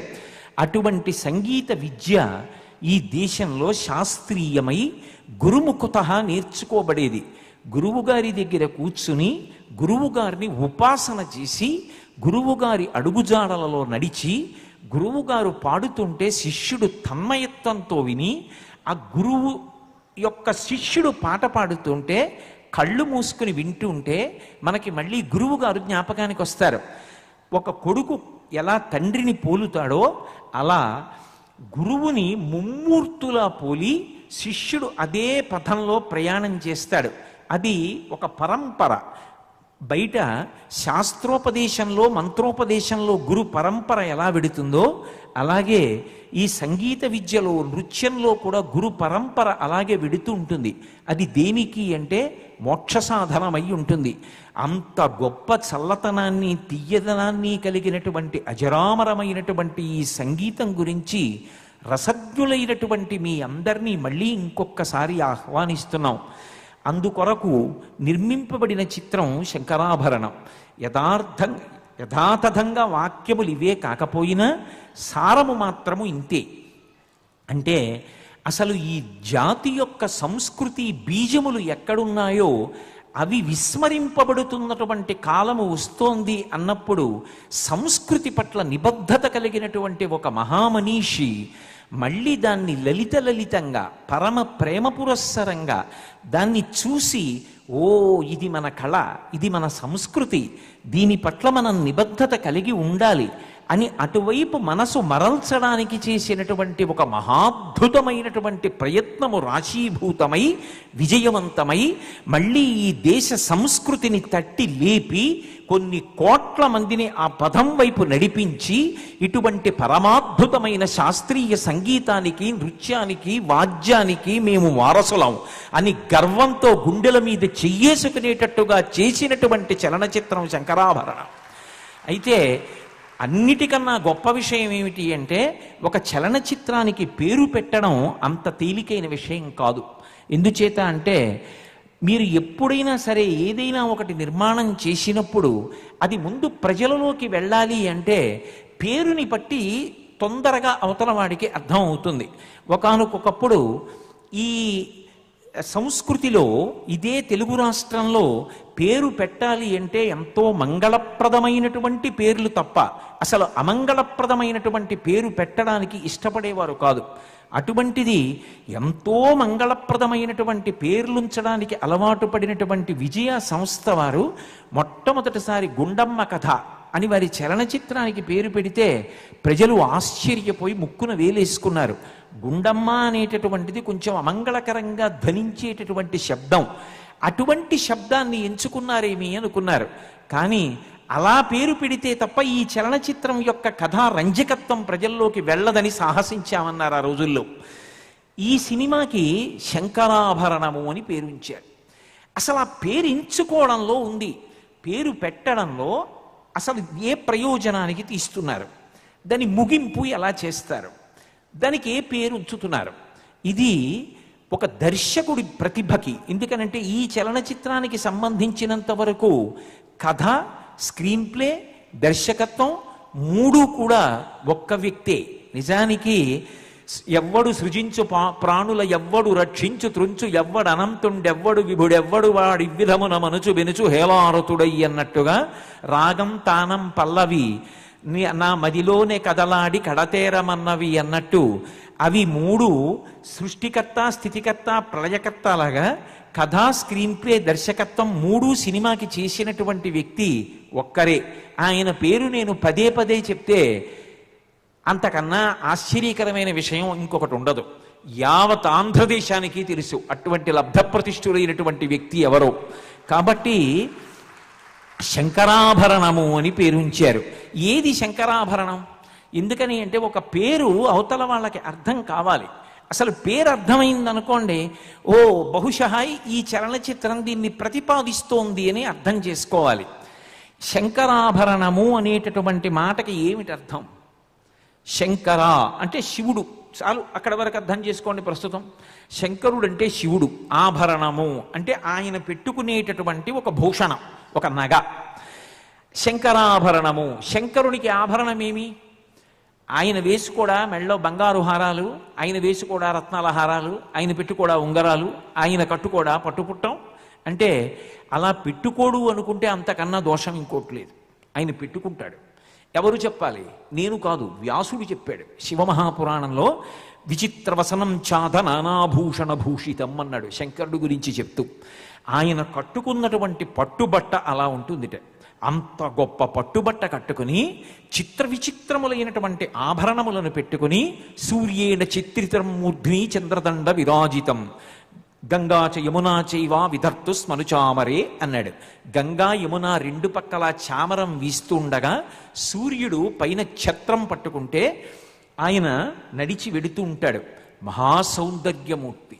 ఆయన అందం లాంటి అందం లోకంలో ఇంకెక్కడ ఉండదు. సాధారణంగా మనందరం ఏమనుకుంటామంటే అందం అంటే శ్రీ మహావిష్ణువుది అనుకుంటాం. కానీ మనందరం అందగాడనుకునేటటువంటి విష్ణువు శంకరుడి యొక్క అందం చూసి మనసు పారేసుకుని నీ శరీరంలో దేహార్థ భాగం ఇమ్మని అడిగాడు. అందుకే దూర్జటి ముక్కు మీద వేలేసుకుని కాళహస్తీశ్వర శతకంలో ఒక మాట అన్నాడు. వన్నే ఏనుగుతోలు దుప్పటము బువ్వా కాలకూటంబు చేగిన్నే బ్రహ్మకపాల ముగ్రమగు భోగే కంఠహారంబు నిన్నీలాగున నుండియున్ తెలిసియున్ నీ పాదమూలంబునం చేర్చెన్ నారాయణుడిట్లు మానసమునన్ శ్రీకాళహస్తీశ్వర. కట్టుకునేది ఏనుగు బట్ట, అది నెత్తురు ఓడుతూ ఉంటుందా? అప్పుడే ఒలిచిన బట్ట. గజాసురుడు వరం అడిగాడు, కాశీఖండంలో చెప్తారు. దానికి దుర్వాసన ఉండదు, ఎప్పుడు రక్తం ఓడుతూ పచ్చి మాంసంతో ఉంటుంది. అది కట్టుకోమని అడిగాడు. కాబట్టి ఏనుగు తోలు కట్టుకుంటాడు. బువ్వా కాలకూటంబు తినేదా హలాహలం తింటూ ఉంటాడు. చేతిలో గిన్నె బ్రహ్మకపాలం, మెడలో చూస్తేనా బుస్సుమనేటటువంటి పెద్ద నాగుపం. ఏ వందం ఉందని శ్రీ మహావిష్ణువు మనసు పారేసుకుని నీ దేహార్థ భాగం కోరి తపస్సు చేసి హరిహరమూర్తి అనేటటువంటి దాన్ని సృజింపబడేటట్టుగా తపస్సు చేశాడయా. ఏమి నీ అందం శివ అని అడిగాడు. అంతటి సౌందర్య రాశి శంకరుడంటే. అప్రాకృత శరీరం తం అతిమన్మథరూపిణం ఘృతరీతి ఘనీభూతం సచ్చిదానంద విగ్రహం అంటాడు వ్యాసుడు లింగపురాణంలో. అంతటి మహాసౌందర్య రాశి పరమశివుడు. అటువంటి పరమశివుడికి భూషణము శంకరాభరణము అంటే దాని అర్థం కేవలంగా పాములొక్కటే అని అన్వయం చెయ్యడం అన్ని వేళలా సాధ్యం కాదు. ఆయన అనేక భూషణములను పెట్టుకుంటాడు. మరి ఏం చెప్పాలనుకుంటున్నాడు విశ్వనాథుడు? శంకరాభరణం అంటే ఏమిటి? ఆయన పెట్టుకునే నగల, పావుల, ఏది శంకరాభరణం అని చెప్పాలని అనుకుంటున్నారు? అసలు ఆ కథకి ఆ పేరు పెట్టడం పెద్ద సాహసం. ఎందుకనంటే సామాన్యుడైనటువంటి వాడు కూడా కొంత ఆలోచించాలి. సంగీతమపి సాహిత్యం సరస్వతశ్చాస్తనద్వయం ఏకమాపాతమధురం అన్యదాలోచనామృతం. ఆ చలనచిత్రంలో ఉన్నటువంటి పాటలు ఏకమాపాత మధురం, అవి తమంత తానుగా మాధుర్యాన్ని పంచిపెడతాయి. అన్యదాలోచనామృతం. సరస్వతీదేవి యొక్క రెండవ స్థనం నిజానికి ఆ చలనచిత్రం యొక్క పేరే శంకరాభరణమే. అది ఆలోచిస్తే తప్ప అందులో ఉన్నటువంటి అమృతం జాలువారదు. అంత గొప్ప పేరుంచడమే సాహసం. ఎందుచేత అంటే శంకరాభరణము అంటే లోకంలో పాము అని పోనీ నేను అన్నాను అనుకోండి, మిగిలిన నగలు అందరూ పెట్టుకుంటారు కదండి, అందుకని నగలతో ఎలా అన్వయం చేస్తాం? ఎవ్వరూ పెట్టుకోనిది పాము కదా, అందుకని శంకరాభరణం అంటే పాము అండి అన్నాను అనుకోండి. పాము అంటే ఏ పాము? మెడలో వేసుకున్న పామా, పాదాలకి పెట్టుకున్న మంజీరం పాములా, ఉంగరాలుగా పెట్టుకున్న పిల్ల పాములా, ముంజీతికి పెట్టుకున్న కంకణం పాములా, భుజకీర్తులుగా పెట్టుకున్న పాములా, నడువుకి చుట్టుకున్న పాములా, యజ్ఞోపవీతంగా వేసుకున్న పామా? ఏ పాము శంకరాభరణము? శంకరాభరణము అంటే అది అనేకమైనటువంటి వాటిని సూచించట్లేదు, అది ఒక్క ఆభరణాన్ని చెప్తోంది. శంకరాభరణము అంటే ఒకటి. ఏ ఒక్కటి? ఏ పాము గురించి మాట్లాడుతున్నారు మీరు? అన్ని పాములు ఉంటాయా అండి అంటారేమో. సాక్షాత్తుగా నమ కపర్దినీచ వ్యుక్త కేశాయచ, పెద్ద జటాజూటంతో ఉండేటటువంటి శంకరుడే బోడిగుండుతో శంకరాచార్యుల వారిగా వస్తే సౌందర్యలహరి చేస్తూ ఒక మాట అన్నారు. శివే శృంగారార్ధ్రా తదితర జనే కుత్సనపర సరోషా గంగాయాం గిరిశచరితే విస్మయవతి హరాహిభ్యో భీత అన్నారు. అమ్మవారి కళ్ళల్లో నవరసాలు చెప్పవలసి వచ్చింది. మిగిలిన రసాలు చెప్పడం చాలా తేలిక. కానీ అమ్మవారు భయపడిందని చెప్తే ఎలా బాగుంటుందా? ఆదిశక్తి చెప్పడం కుదరదు. అప్పుడు శంకరాచార్యులు వారు ఒక అద్భుతం చేశారు. పరమశివుడి మీద సరస్వతీదేవి కీర్తనలు వాయిస్తుంటే పార్వతీదేవిట మా ఆయన అని సంతోషంగా ఆయన చెయ్యిలా పట్టుకోబోయింది. ఆయన చేతులకి పిల్లపాములు ఉంగరాలుగా ఉన్నాయి. ఉంగరంగా ఉన్న పాము, ఈ ముంజేతి కంకణంగా ఉన్నటువంటి పాము ఒకటి మెల్లిగా లేచి అమ్మవారి చేతి మీదకి ఎక్కింది. పాము అడుగు భాగం చల్లగా ఉంటుంది. ఏమిటి చల్లగా తగిలిందన్న ఆవిడ ఇలా చూసింది. ఓ పిల్లపాము మీద ఎక్కుతోంది. ఇలా అంది. అన్నప్పుడు నీ కళ్ళల్లో భయం కనపడిందమ్మా అన్నారు. ఆదిశక్తి భయపడిందంటే ఏం బాగుంటుంది? హరాహిభ్యో భీత. ఆమె యొక్క కళ్ళల్లో పిల్లపాము శంకరుడి మించి తన మీదకి ఎక్కితే భయం కనపడిందని శంకర భగవత్పాదులు. అయినప్పుడు విశ్వనాథ్ గారు శంకరాభరణం సినిమాలో ఏ ఒక్క పాము గురించి చెప్దామని అనుకుంటున్నారు అంటే నిజానికి ఆయన చెప్పాలనుకుంటున్నటువంటి పాము వాసుకి, శంకరుడి మెడలో ఉండేటటువంటి పాము గురించి చెప్తున్నారు. ఏమయ్యా వాసుకి గురించి చెప్తున్నావు నువ్వు? వాసుకి కన్నా గొప్ప సర్పం ఆదిశేషుడు కూడా ఉన్నాడుగా లోకంలో. ఆదిశేషుడు శంకరుడికి ఆభరణం కాడని మీరు అనుకుంటున్నారా? ఆయన కాలి అందె ఆదిశేషుడు. ఎందుకో తెలుసా? త్యాగరాజస్వామి వారు పుట్టిన క్షేత్రంలోనే జరిగింది ఈ విశేషం. అజపతాండవం చూస్తున్నాడు శ్రీ మహావిష్ణువు. ఒకసారి పద్మాసనం వేసి కూర్చుని తన హృదయంలోనే తాండవం చేస్తున్నటువంటి ఆ శంకరుడు యొక్క నాట్యాన్ని చూస్తున్నాడు. చూడ్డంలో ఆనందంతో పొంగిపోయాడు. ఆ పొంగిపోవడంలో బరువెక్కిపోయాడు. ఆదిశేషుడు మోయలేక పడగలు వంగిపోతుండగా స్వామి ఏం చూస్తున్నారు, బరువెక్కిపోతున్నారు అన్నాడు. అజపతాండవం చూస్తున్నాను రా, శంకరుడి తాండవం చూస్తున్నాను అన్నాడు. అంత బాగుంటుందా స్వామి అన్నాడు. ఒరే వరమిస్తున్నాను రా, వెళ్ళి నువ్వు చూడు తాండవం. చిదంబరంలో నటరాజస్వామిగా నర్తన చేస్తాడు, వెళ్ళి చూడన్నాడు. ఆ తల్లి ఒకప్పుడు అంజలి ఘటిస్తోంది సూర్యుడికి. ఆకాశంలోంచి ఆదిశేషుడు ఒక చిన్న పిల్లపాముగా ఆవిడ చేతిలో పడ్డాడు. పతంజలి చరిత్రలో అదొక కథగా చెప్తారు. పత్ అంజలి, ఆవిడ అంజలిలో పడ్డాడు కాబట్టి పతంజలి. ఆయనే ఆదిశేషుడు. అందుకే ఇప్పటికీ కూడా ఆదిశేషుడు తాండవం చూస్తూ అలా నిలబడి ఉంటాడు శంకరుడి దగ్గర. ఆదిశేషుడు అలా చూస్తుంటే విఘ్నేశ్వరుడు పరిహాసం ఆడాడు. మేము ఒకళ్ళం సన్నాయి వాయిస్తాం, ఒకళ్ళం మృదంగం వాయిస్తాం, ఒకళ్ళం వేణువు వాయిస్తాం, ఒకళ్ళం తాళం వేస్తాం, ఒకళ్ళం పాట పాడతాం. నువ్వేం చేస్తావు పామువి? కాళ్ళ చేతులా? ఏం చేస్తావు? చూడడం తప్ప. ఈ సభలో పరమశివుడి యొక్క తాండవ సభలో ఒక ప్రత్యేకత ఉంది. ప్రేక్షకులు ఉండరు, సహకరించే వాళ్ళే ఉంటారు. నువ్వేమిటి సహకారం లేదు, చూస్తూ నించున్నావు అన్నాడు. ఆదిశేషుడికి కోపం వచ్చింది. ఓ నేనేమీ చెయ్యలేనని కదూ అనుకుంటున్నావు? శంకరుడి శరీరంలో అంతర్భాగం అయిపోతాను, శంకరాభరణం అయిపోతాను.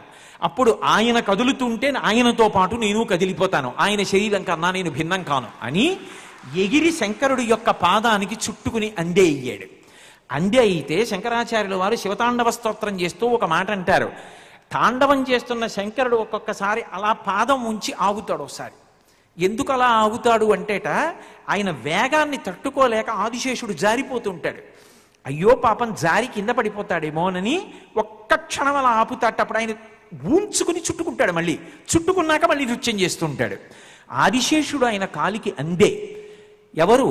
ఈ భూభారాన్నంతటినీ వహించేటటువంటి ఆదిశేషుడు కాలి అందే అయితే వాసుకి ఆయన మెడలో ఉన్నటువంటి ఆభరణం అయ్యాడు. విశ్వనాథ్ గారు కాలి అందే ఆదిశేషుణ్ణి చెప్తున్నారా, మెడలో ఉన్న వాసుకిని చెప్తున్నారా? ఎవరిని చెప్తున్నారు? శంకరాభరణం అంటే, శంకరాభరణములంటే ఈ గొడవంతా లేదు. అసలు ఇంత చర్చ అక్కర్లేదు. నా బోటిగాడు తల బదలగొట్టుకోక్కర్లేదు. శంకరాభరణములు అన్నారు, పావులు అనుకో, నగలనుకో, ఏమనుకుంటేనేమో అనొచ్చు. దానికేమో శంకరాభరణము ఒకటే. ఏమిటా ఒక్కటి అంటే ఉత్కంఠ. అదేమిటో తెలుసుకోవాలనుకుంటున్నావా? ఆ చలనచిత్రమే చూడు, చెప్తారు. ఎక్కడ చెప్తారో కథాపరంగా చెప్తారు. శంకరాభరణం ఏదో గానంలో చెప్తారు. అది అసలు అద్భుతమైనటువంటి ప్రజ్ఞ. నేను ఎందుకు ఈ మాట అంటున్నానంటే, ఏది శంకరాభరణము చెప్పవలసి వస్తే వెంటనే చెప్పేశారనుకోండి, దానికి ఉత్కంఠ ఉండదు. శంకరాచార్యులు వారు ఒక్కొక్కసారి తన వాంగ్మయంలో కొన్ని విశేషాలు చేస్తారు. సవ్యేతరకర గృహీతం రతిపతేహే అంటారు. సవ్యము కాని చేత్తో తీసుకున్నాడు అంటారు. సవ్యము కాని చెయ్యి అంటే ఏది? సవ్యం అంటే కుడి చెయ్యి అన్నాను అనుకోండి, సవ్యేతరం ఎడం చెయ్యి. అప్పుడు నేను ప్రదక్షిణానికి వెళ్ళాను అనుకోండి, సవ్య ప్రదక్షిణం అంటే ఎడం చేతి వైపు నుంచి చేస్తారు. అప్పుడు సవ్యం ఎడనుకోండి, కుడి సవ్యేతరం. సవ్యేతరకర గృహీతం ప్రతిపతేహే, సవ్యము కాని చేత్తో ధనస్సు పుచ్చుకున్నాడు అంటే కుడి చేత్తో పుచ్చుకున్నాడా ఎడం చేత్తో పుచ్చుకున్నాడా అంటే మీరు కొంతసేపు పించారు. ఆ అమ్మాయి పేరు తులసి. ఆమె తులసి అని వదిలేశారు. నిజానికి ఆయన మనసులో గంజాయి వనంలో తులసి, గంజాయి వనంలో వదిలేశారు. కొంత మౌనం, కొంత శబ్దం, కొంత నాదం, కొంత వ్యక్తం కలిపి శంకరాభరణం. అందుకని ఆమె గంజాయి వనంలో తులసి మొక్క. పుట్టింది వేశ్య కుటుంబంలో. ఆమె మనస్సు పరమ పవిత్రం కాబట్టి తులసి. ఆ తులసి కడుపున ఒక దౌర్భాగ్యుడి యొక్క తేజస్సు పడింది. ఆమె తాను గర్భవతిని అని తెలుసుకుంది. అది ఏ మాటలు ఉండవు, మౌనం. ఆమె అగస్ట్ వైద్యశాల అన్న దాంట్లోంచి బయటికి వస్తూ ఉంటుంది. ఒళ్ళో ఓ చిన్న పాపని పెట్టుకుని ఒక తల్లి కూర్చుని ఉంటుంది. ఆమె అలా చూస్తుంది. మాతృత్వం ఉంచుకోవాలా ఉంచుకోక్కర్లేదా ఆవిడిష్టం. కానీ ఆమె తాను తల్లినవ్వడం తన జీవితానికి ప్రయోజనం కాదు. ఆమె బయటికి వెడుతుంది. అమ్మ బండెక్కుతారా అని ఓ ఒంటెద్దు బండి వస్తుంది. బండి లక్ష్యాన్ని చేరడానికి సాధనం. నేను నా ఇంటి దగ్గర బయలుదేరినప్పుడు బండి ఎక్కాను. అది కారే, బండే. ఎందుకు ఎక్కాను? సత్యసాయి నిగమాగమానికి సమయపాలన చేసి రావడానికి ఎక్కాను. నేను ఈ లక్ష్యాన్ని చేరుకోవడానికి బండి ఎటువంటిదో ఆమె జీవిత లక్ష్యాన్ని చేరుకోవడానికి కావలసిన బండి ఎక్కుతోంది, నిర్ణయం చేసుకుంటోంది. ఎంత సంకేతిస్తున్నారు. ఆమె బండికి యువతల వైపు నిలబడి చూస్తుంది. బండి వచ్చి ఇలా ఆగుతుంది. అది గూడు బండి, ఒంటెద్దు బండి లేదా గుర్రపు బండి. ఇలా ఆగితే తడికెలు ఇలా పక్కకి వంచి ఉంటాయి. దాని మీద శంకర శాస్త్రి గారి యొక్క మూర్తి ఉండి ఏదో ఆయన భక్తి గీతములు అని ఒక చిన్న కరపత్రం లాంటిది గోడపత్రం అంటించి ఉంటుంది. ఆమె చూసి వెంటనే ఒక మాట అంటుంది. నేను గురువుగారు, నా కడుపులో ఒక దౌర్భాగ్యుడి యొక్క తేజస్సు పడి పిండంగా మారుతోంది. వాడికి మీ పేరు పెట్టుకోవాలనుకుంటున్నాను. గురువుగారు అనుమతిస్తారా? పేరు పెట్టుకోనా? మీరే చెప్తుండేవారిగా ఒక విషపు పురుగు పరమశివుడికి ఆభరణమైంది, అదే శంకరాభరణము అని చెప్పారుగా. నేను కూడా నా కడుపులో పెరుగుతున్నటువంటి విషపు పురుగు అది ఒక దౌర్భాగ్యుడి యొక్క పాపానికి ఫలితం. ఆ దౌర్భాగ్యుడి యొక్క పాప ఫలితము లోపల ఒక విషం పిండంగా ప్రాణం పోసుకొని పెరుగుతోంది. కానీ ఒక పాము శంకరుడికి ఆభరణమైతే శంకరాభరణమై శాశ్వతత్వాన్ని పొంది పూజనీయమైంది, సాధుత్వాన్ని పొందింది. దానికి జరామరణములు లేవు, శాశ్వతత్వాన్ని పొందింది, కాలగతి యందు నశించని స్థితిని పొందింది. అలా మీ పేరు పెట్టుకొని వాణ్ణి మీ దరికి చేర్చి వాడు మీ సేవలో తరించిపోయేటట్టుగా వాణ్ణి తయారు చేసి మీకు అప్పగించి వాణ్ణి శంకరాభరణం చెయ్యాలనుకుంటున్నాను అని ఆమె ప్రతిజ్ఞ చేసుకుని బండెక్కుతుంది. ఇది ఎవ్వరితో మాట్లాడదు, స్వగతం. అలా నిలబడి తనలో తాను అనుకుంటుంది. అది శంకరాభరణం. కథకి సంబంధించినంత వరకు బాహ్యంలో అందుకు దీనికి శంకరాభరణం అని పేరు ఉంచాను. అది విశ్వనాథ్ గారి యొక్క హృదయం. మంచిదే అయినప్పుడు మంచిదేనయా, విషపు పురుగు కూడా శంకరుడికి ఆభరణమైతే శాశ్వతత్వాన్ని పొందింది, శంకరాభరణమైందని గురువుగారు మీరు చెప్తుండేవారుగా.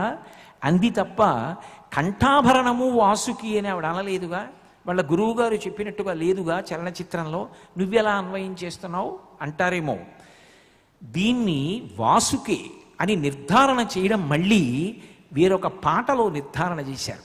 శంకరగళ నిగళము శ్రీహరిపద కమలము రాగరత్న మాలికా తరళము శంకరాభరణము అంటే మళ్ళీ అక్కడిది తీసుకొచ్చి ఇక్కడికి అన్వయం చేసి అల్లుకోవాలి. ఒక మణిమాల గుచ్చాలి. దాన్ని గుచ్చితే ఏది శంకరాభరణం అంటే అన్యదాలోచనామృతం అప్పుడు వస్తుంది. అంటే రసజ్ఞులైనటువంటి వారు బాహ్యంలో ఏమీ తెలియకపోయినా విని సంతోషించే వాళ్ళు కొంతమంది ఉండొచ్చు. కాదు, దాన్ని బాగా తరచి తరచి చూసి అమృతాన్ని పొందవలసిన వాళ్ళు కొంతమంది ఉండొచ్చు. అందుకే అసలు ఆ పేరు నిర్ణయించడంలో, సన్నివేశాల్ని తీసుకురావడంలో, పాట రూపంలో శంకరాభరణాన్ని నిర్వచించడంలో అనితర సాధ్యమైనటువంటి ప్రజ్ఞాపాఠవాల్ని ఆవిష్కరించారు.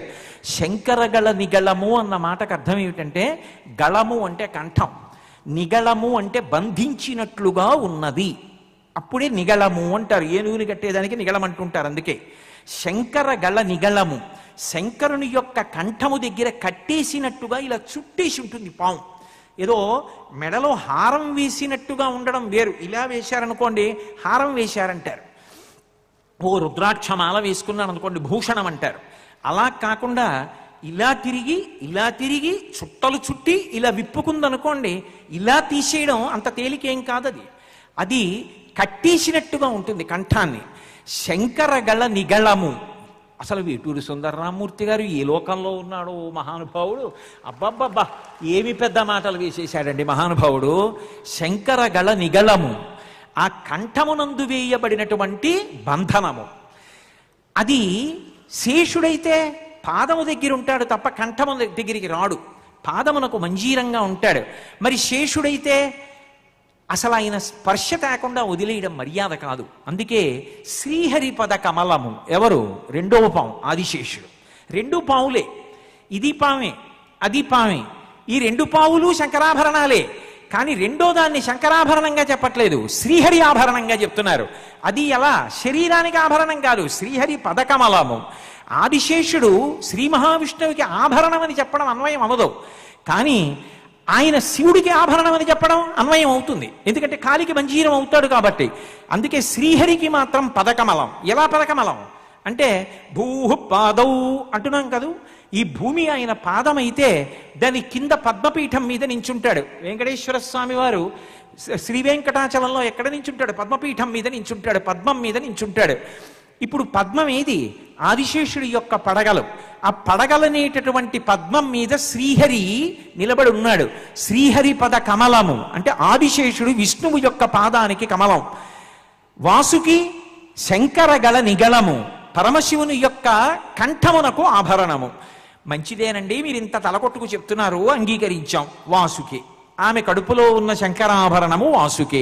ఆదిశేషుడైతే ఏమిటి మీకు వచ్చిన కష్టం? శంకరగళ నిగళము అని వేటూరి సుందరరామూర్తి గారు మళ్ళీ ఎందుకు వివరణ చేయడం అక్కడ? అలా అనకుండా ఆదిశేషుడైతే మీకు ఏమైనా అభ్యంతరమా అంటే, అసలు ఆ చలనచిత్రం యొక్క కథ బిగింపంతా పేరులో దాచేశారు. ఎందుకని అంటే ఆదిశేషుడు వాసుకి ఇద్దరే కాకుండా ఇంకా ఇరావతుడు మొదలైనటువంటి వారు ఎందరో సర్పాలు, ఎన్నో సర్పాలు కద్రువ యొక్క కుమారులు.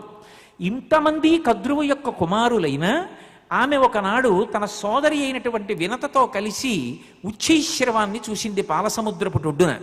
అది సాయం సంధ్య వేళ. తెల్లటి ఉచ్చైశ్రవం ఆ పాలసముద్రం పక్కన నిలబడి మేత మేస్తోంది. అసలే పాలసముద్రం తెలుపు, తెల్లటి గుర్రం. అది ఎక్కడి నుంచి వచ్చింది? క్షీరసాగర మథనంలోంచి వచ్చింది. ఇది బాగా అందుకుంటే నీకు అమృతం అందుతుంది. అందుకని మహాభారతం ఆదిపర్వంలో ఉన్న కథని సంకేతిస్తున్నారు లోపల. ఇప్పుడు ఆ తెల్ల గుర్రాన్ని చూసింది, తెలుసు కద్రువకి అది తెల్లగా ఉందని. మూర్ఖత్వంతో వినతతో వాదించింది. చూశావా, గుర్రం అంతా తెల్లగా ఉన్నా తోక నల్లగా ఉందండి. వినతంది, ఏ కన్నులతో చూశావే అక్క, గుర్రం అంతా తెల్లగా ఉందండి. కాదు, గుర్రం తోక నలుపంది. కాదు, తెలుపంది వినత. కద్రువంది, అలాగా దగ్గరికి వెళ్ళి చూద్దాం.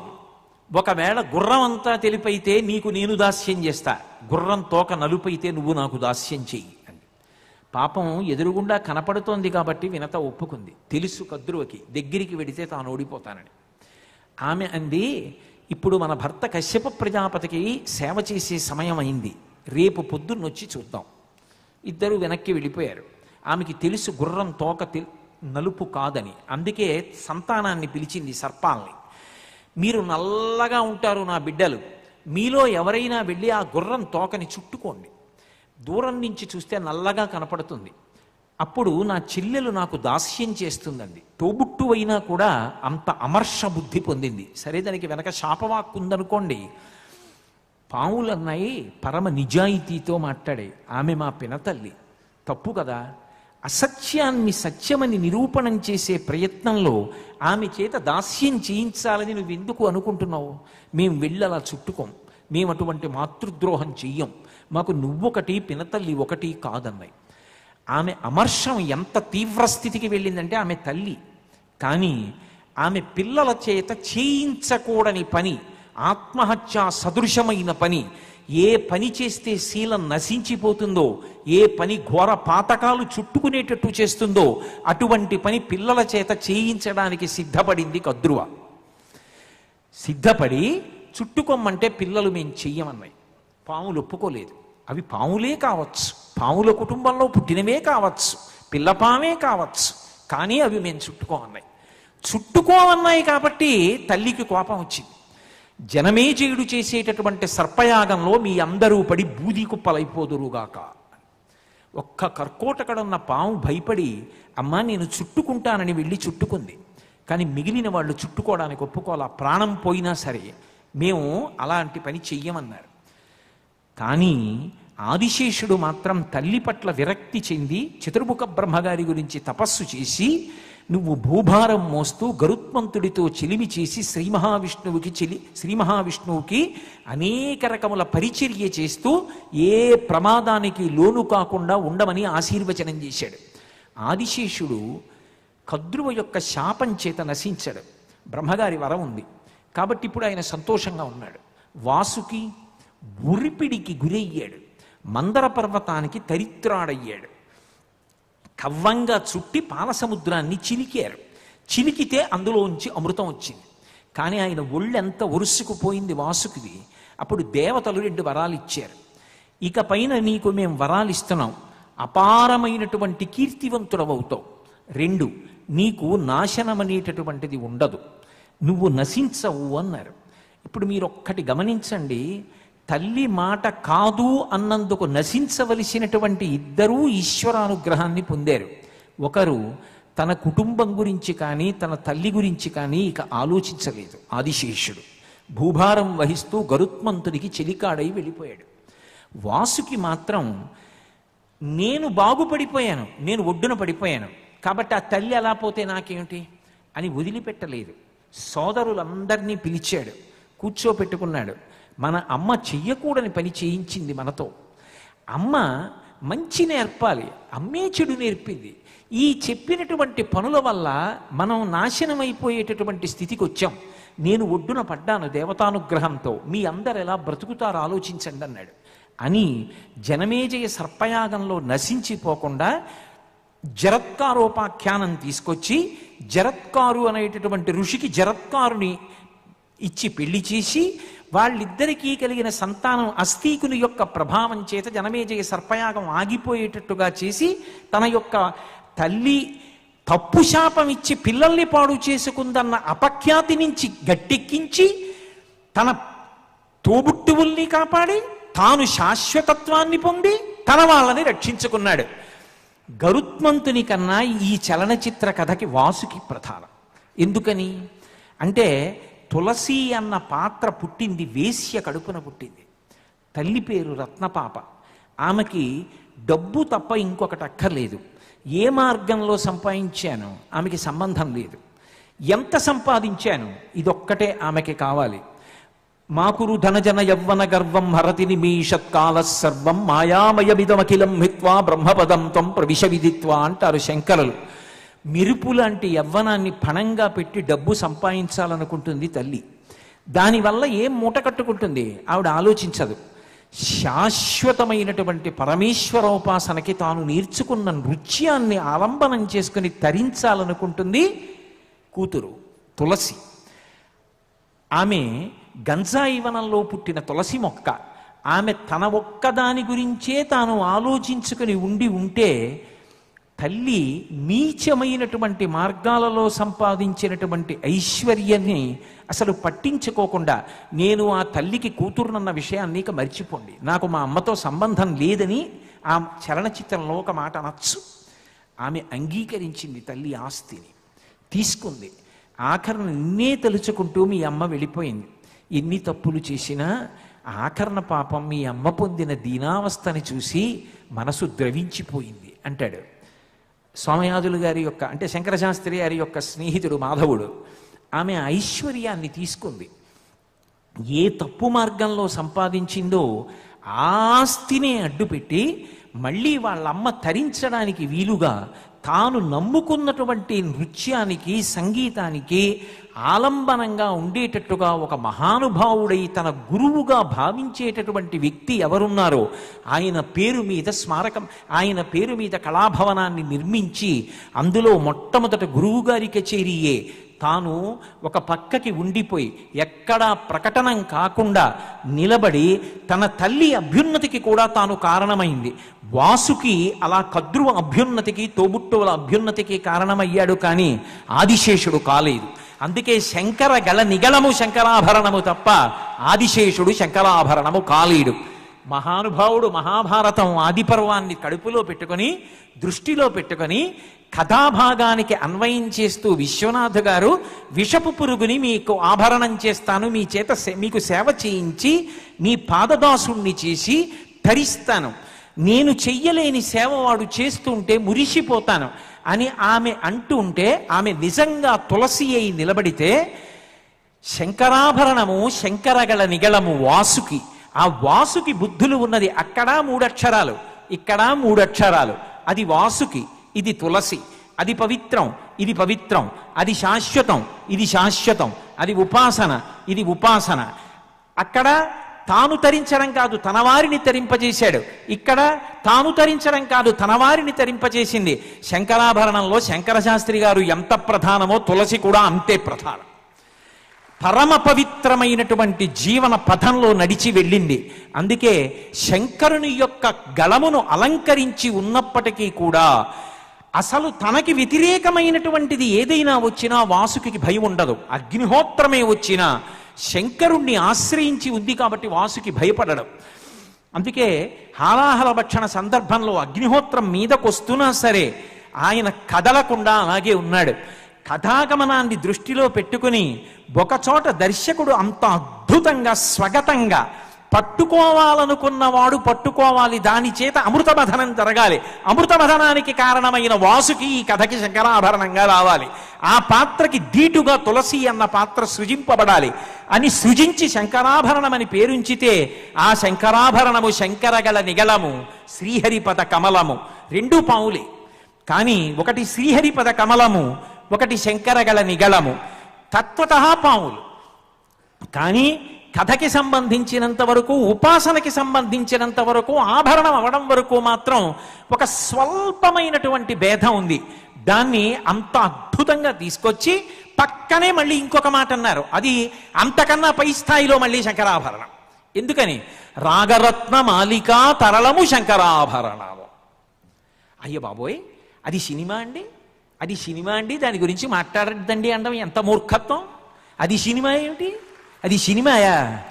దాని మీద 3 రోజులా, 3 నెలలు చెప్పినా తక్కువే. కాబట్టి రాగరత్న మాలికా తరళము శంకరాభరణము. రాగములన్నీ కూడా ఒక మాలికగా గుచ్చితే ఆ మాలికకి తరళము, తరళము అంటే నాయకం పూస. మనం చూడండి, ఒక మాట అంటాం, రామాయణ మహామాలారత్నం వందే అనిలాత్మజం అంటాం. రామాయణ కథ అంతా ఒక హారమైతే దానికి నాయకం పూస ఎవరు అంటే స్వామి హనుమ. అలా రాగరత్న మాలిక, రాగములు రత్నములైతే ఆ రత్నములతో ఒక మాల గుచ్చితే దానికి నాయకం పూస ఎవరు అంటే శంకరాభరణ రాగము. రాగరత్నమాలికా తరళము, తరళము అంటే నాయకం పూస శంకరాభరణము. ఇప్పుడు పావుకి శంకరాభరణానికి ఏమిటి సంబంధం? మరి అప్పుడు పాము ఎలా అన్వయం? అప్పుడు మరి శ్రీహరి పదకమలం కూడా ఎందుకు తీసుకొచ్చినట్టు? అసలు అవసరం లేని విషయం అయిపోయిందిగా అక్కడికి వచ్చేటప్పటికి. మరి ఒక్క వాసుకేనా? కాదు, పాము అందరికీ సంబంధించింది. ఎందుకో తెలుసా? 2 రకాల పాములు ఉంటాయి శాస్త్రంలో. ఒకటి దుష్టమైన పాము, ఒకటి పరమాద్భుతమైనటువంటి పాము. ఏది మనిషిలో ఉన్నటువంటి తేజస్సుని నశింపచేసేస్తుందో దాన్ని దుష్టపన్నగము అంటారు. మనం తిన్నటువంటి ఆహారంలోంచి తేజస్సుని సమకూరుస్తూ ఉంటుంది లోపల రోహిణీ శక్తి. అది కామము చేత అధోముఖంగా స్ఖలనమైపోయి తేజస్సు క్షయమైపోతుంటే అది అధోముఖంగా తేజస్సుని స్ఖలనం చేసినటువంటి దుష్ట సర్పం అంటారు. పైకి లేస్తుంది ఒకటి కుండలిని, అది అమ్మవారు ఇక్కడే పడుకుంటుంది, మూలాధార చక్రం దగ్గర నుంచి పైకి లేస్తుంది. అసలు విశేషం ఏమిటంటే సంగీతంలో రాగాలన్నీ కూడా అనేకమైనటువంటివి భగవంతుడి పేరు మీదే ఉన్నాయి. శంకరాభరణము పరమశివుడి పేరు మీద ఉంది, కళ్యాణి అమ్మవారి పేరు మీద ఉంది, హనుమత్తోడి హనుమ పేరు మీద ఉంది. ఇలా ఎన్నో రాగాలు భగవంతుడి పేరు మీద ఉన్నాయి. పాములు కూడా ఒక్క శంకరుడికి చెందినవి కావు. విఘ్నేశ్వరుడు నాగ యజ్ఞోపవీతం వేసుకుంటాడు. శ్రీకాళహస్తిలో జ్ఞానప్రసూనాంబ సర్ప వడ్డాణం పెట్టుకుంటుంది. ఆ సర్ప వడ్డాణాన్ని దర్శనం చేస్తే కేతుగ్రహం ఉపశాంతి పొందుతుందంటారు. సర్పవడ్డాణం పెట్టుకుంటుంది.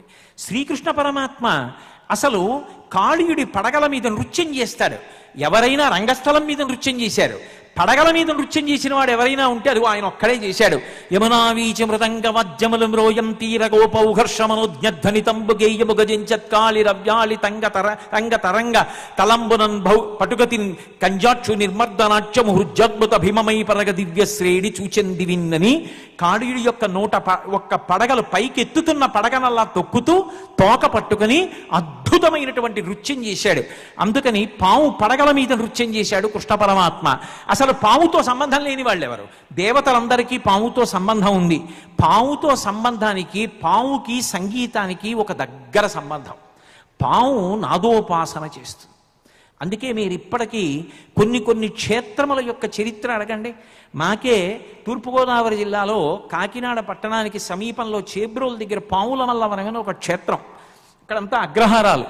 సాయంకాలం వేళ బ్రాహ్మణులు కూర్చుని వేదమంత్రాలన్నీ కూడా స్వరంతో చెప్తూ ఉంటే ఇంత లావున ఉండేటటువంటి పాము, నిజంగా ఇంత లావున ఉన్న పాము ఒక చాట తీసుకొస్తే ఎంత ఉంటుందో అంత పడగలతో అది విప్పి నిర్భయంగా నాదోపాసన చేస్తూ వింటూ ఉండేది. వేదంలో ఉండేటటువంటి నాదాన్ని సుబ్రహ్మణ్యుడు అలా వింటాడు కాబట్టి సుబ్రహ్మణ్యుడు సర్పరూపి అయి ఉంటాడు.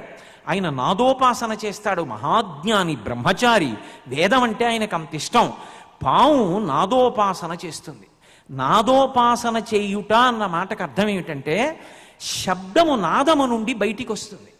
బయటికి వస్తే శబ్దం అవుతుంది. శబ్ద బ్రహ్మమయీ చరాచరమయీ జ్యోతిర్మయీ వాంగ్మయీ అని శబ్దములు రెండు రకాలుగా వస్తాయి. ఆహతము అనాహతము అంటారు. ఆహతము అంటే ఒకదాన్ని ఒకటి తగిలితే వస్తుంది ఒక శబ్దం, ఏమీ తగలకుండా వస్తుంది ఒక శబ్దం. ఏమీ తగలకుండా వచ్చిన శబ్దం సాధారణంగా వినపడదు. అందుకే శ్రీ విద్యా సంప్రదాయంలో పరాపశ్యంతి మధ్యమ, వైఖరిలో పరాపశ్యంతి మధ్యమ వినపడవు. వైఖరి వాక్కు బయటికి వచ్చింది వినపడుతుంది. ఈ వాక్కులన్నీ పైకి రావడానికి ఒక చోటు నుంచి పైకి లేస్తాయి. ఎక్కడ నుంచి పైకి లేస్తోందో శబ్దం అంతా ఆ స్థానము నాదము. అది జుమ్ అని ఎవరికి వారికి వినపడుతుంది. రెండు చెవులు మూసుకుంటే లోపల నుంచి ఝంకారం వస్తుంటుంది. జుమ్ అని అది వాయు శబ్దం అంటారు దాన్ని. అందుకే అకార ఉకార మకార అన్న శబ్దాలు 4 కలిస్తే ఓం అన్నదే సీతారామ లక్ష్మణ హనుమలు పట్టాభిషేక చిత్రం ప్రణవానికి వ్యాఖ్యానం. కాబట్టి ఆ నాదం ఏది ఉన్నదో అది సర్పస్వరూపం. ఆ నాదము శబ్దంగా బైకొచ్చి అందులో ఒక క్రమం ఉందనుకోండి, ఒక పద్ధతిలో పదములను పేర్చాడనుకోండి కవిత్వం, ఒక పద్ధతిలో అవయవాలు కదిలాయనుకోండి నాట్యం, ఒక పద్ధతిలో శబ్దములనన్నింటినీ కూడా నేను సృజించాను అనుకోండి. వీణ ఒక పద్ధతిలో పలుకుతూ, ఒక పక్క వైలిన్ పలుకుతూ, ఒక పక్క మృదంగం పలుకుతూ, ఒక పాట ఒక పద్ధతిలో ఒక రాగంలో ఒక స్వరంలో పాడుతున్నారనుకోండి, అది సంగీతం. అసలు ఈ శృతి లయ విశ్వమునందే ఉన్నాయి. గ్రహములు తారకలు సూర్యుడు చంద్రుడు ఇవన్నీ ఎప్పుడు నృత్యం ఒకే పద్ధతిలో కదులుతూ ఉంటాయి. నాదము అంతటా నిండి ఉంటుంది. అందుకే ఉపాసన యందు నాద బిందు కళా విధానేన అని పరమాద్భుతమైనటువంటి స్థాయిగా చెప్తారు దాన్ని యోగంలో. నాదబిందు కళా విధానేన శివపూజార్చనం కరిష్యే అని. నాదము శివస్వరూపం, బిందువు అమ్మవారి స్వరూపం, రూపములన్నీ అమ్మవారి స్వరూపం. రూపములన్నీ వచ్చే నాదము అయ్యవారి స్వరూపం. అందుకే ఎప్పుడూ శివలింగాన్ని పాము చుట్టుకుని ఉంటుంది. అంటే నాదముతో పాటుగా బిందువు కలిసి ఉంటాయి. ప్రకృతి పురుషుడు విడి ఉండరు. పాము పైకి లేస్తుంది, కిందకి వంగిపోయి పుట్టలోకి వెళ్ళిపోతుంది. మామూలుగా ఒక స్థాయికి వెళ్ళినటువంటి విద్వాంసుడు పాట మాత్రమే పాడతాడు. ఉపాసకుడు ఏం చేస్తాడంటే ఆగిపోతున్నప్పుడు ఈ శబ్దము ఎందులోకి వెళ్ళిపోయి అణిగిపోతోందో ఆ స్థానముతో తాదాత్మ్యత చెందేస్తాడు. అలా తాదాత్మ్యత చెందాడనుకోండి, అక్కడ నిశ్శబ్దం, ఇంకేం ఉండదు. అక్కడ ఒక్కటే ఉంటుంది. ఏది ఉంటుంది అంటే అన్నిటికీ ఆధారభూతమైనది ఏది ఉందో అదొక్కటే ఇక్కడ ఉంటుంది. అహం స్ఫురణ అంటారు రమణ మహర్షి.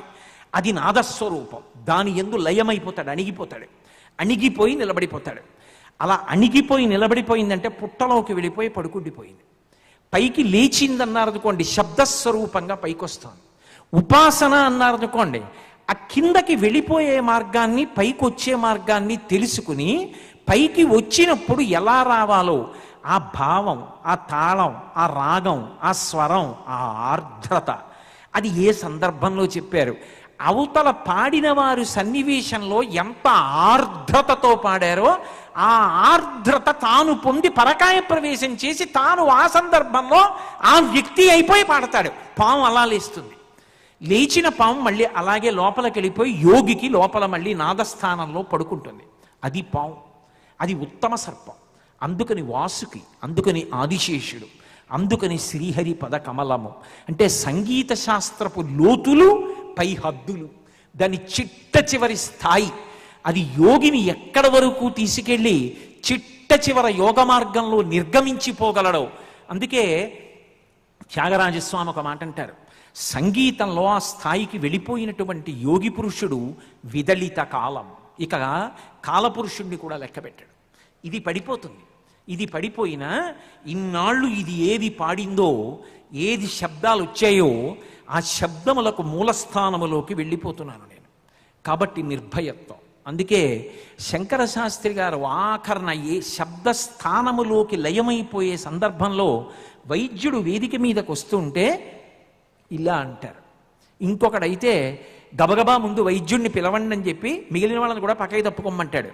ఆయన నిర్భయత్వ స్థితికి చేరాడు. యోగి అయి నాదోపాసన చేశాడు. అందుకే నాదోపాసన చేసిన వాడను నీవాడను నేనైతే అన్నాడు. ప్రశ్నే వేశాడు పరమేశ్వరుణ్ణి. నేను నాదోపాసన చేసిన నీవాడనైతే శంకర, క్షుద్రులెరుగని రుద్రవీణ నిర్నిద్రగానమిది విని తరించరా అవధరించరా అన్నాడు. శాసించగలడు. శరణాగతిలో భక్తుడు భగవంతుణ్ణి ఎలా శాసిస్తాడో సంగీతంలో కూడా ఒక యోగి స్థాయికి వెళ్ళిపోయినటువంటి వ్యక్తి పరమేశ్వరుణ్ణి శాసించగలడు. దాని హద్దు ఎంత స్థాయిలో ఉంటుందో, ఎంత అద్భుతంగా ఉంటుందో ఒక సామాన్యమైన కథల పరమాద్భుతంగా వెండితెరకెక్కించినటువంటి ఒక మహామనీషి ప్రజ్ఞ గురించి ఆయనే ఎదురుగుండా కూర్చుని ఉండగా ఆయన శ్రోత అయి, ఆయన నాదమై మౌనమైతే నేను శబ్దమై వాక్కునై వ్యాఖ్యానించడం 36 ఏళ్ల తర్వాత ఎంత ఆశ్చర్యం. అది కదూ శివలీలా విలాసం అంటే.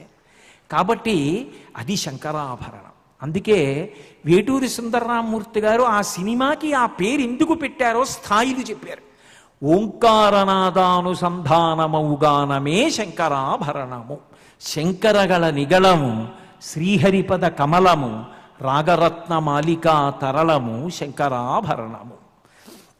ఎక్కడైనా ఒక సినిమాలో ఆ శాస్త్రం యొక్క లోతుల్ని పరిశీలించి ఇంత అద్భుతమైనటువంటి పాట రాస్తే ఆ పాటకి తగినట్టుగా పాత్రల్ని సృజించి కథని అంత అద్భుతంగా నడుపుతూ అర్థం చేసుకోలేని వాళ్ళ కోసమని స్వగతంలా మాట్లాడించి అలా చలనచిత్రాన్ని నిర్మాణం చెయ్యగలిగినటువంటి ప్రజ్ఞ ఎవరో మిరుపుల్లా కొంతమంది యందు ప్రకాశిస్తే వాళ్ళకి సంస్కృతి పట్ల ఆ సంగీత విద్య ఎంత గొప్పది అన్నదాని పట్ల వారికి ఉన్న తాదాత్మ్యత గురించి చెప్పకపోతే నే కృతజ్ఞుడునైపోవట్లా.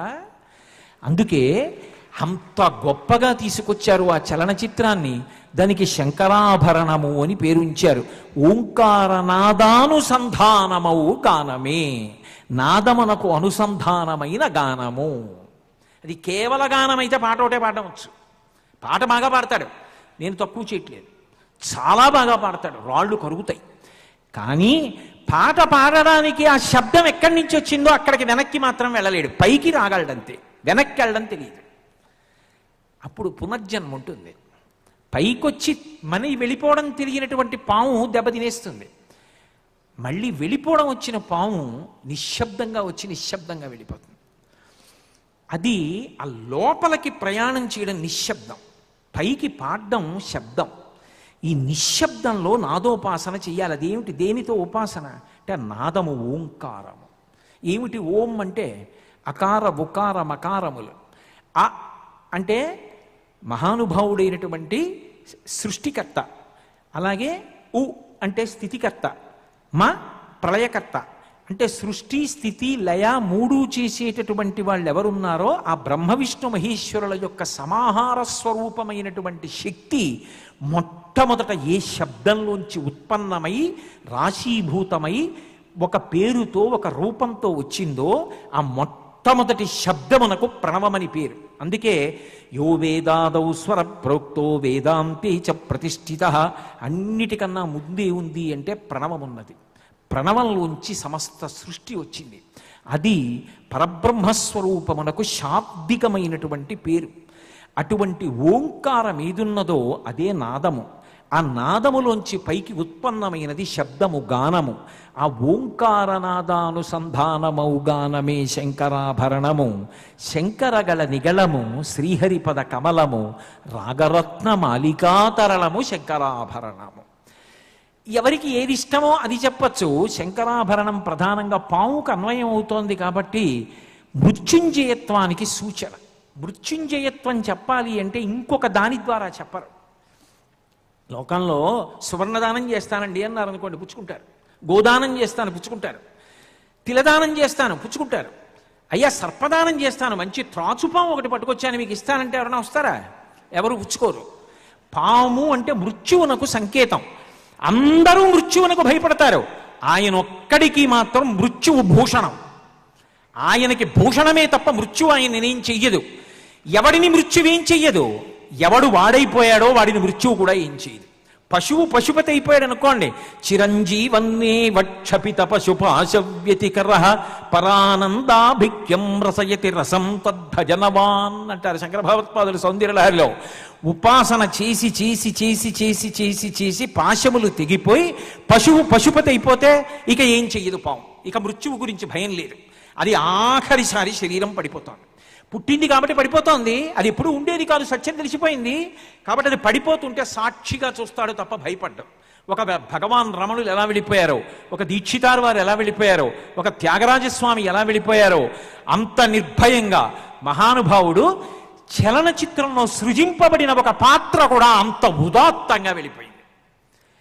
అది సినిమా అండి. అది ఎంత సముద్రపు లోతులు తెలిసిన ఒక మహానుభావుడి యొక్క గుండెల్లోంచి పైకుపికిన భావము రాశీభూతమైతే చలనచిత్రంగా వచ్చింది.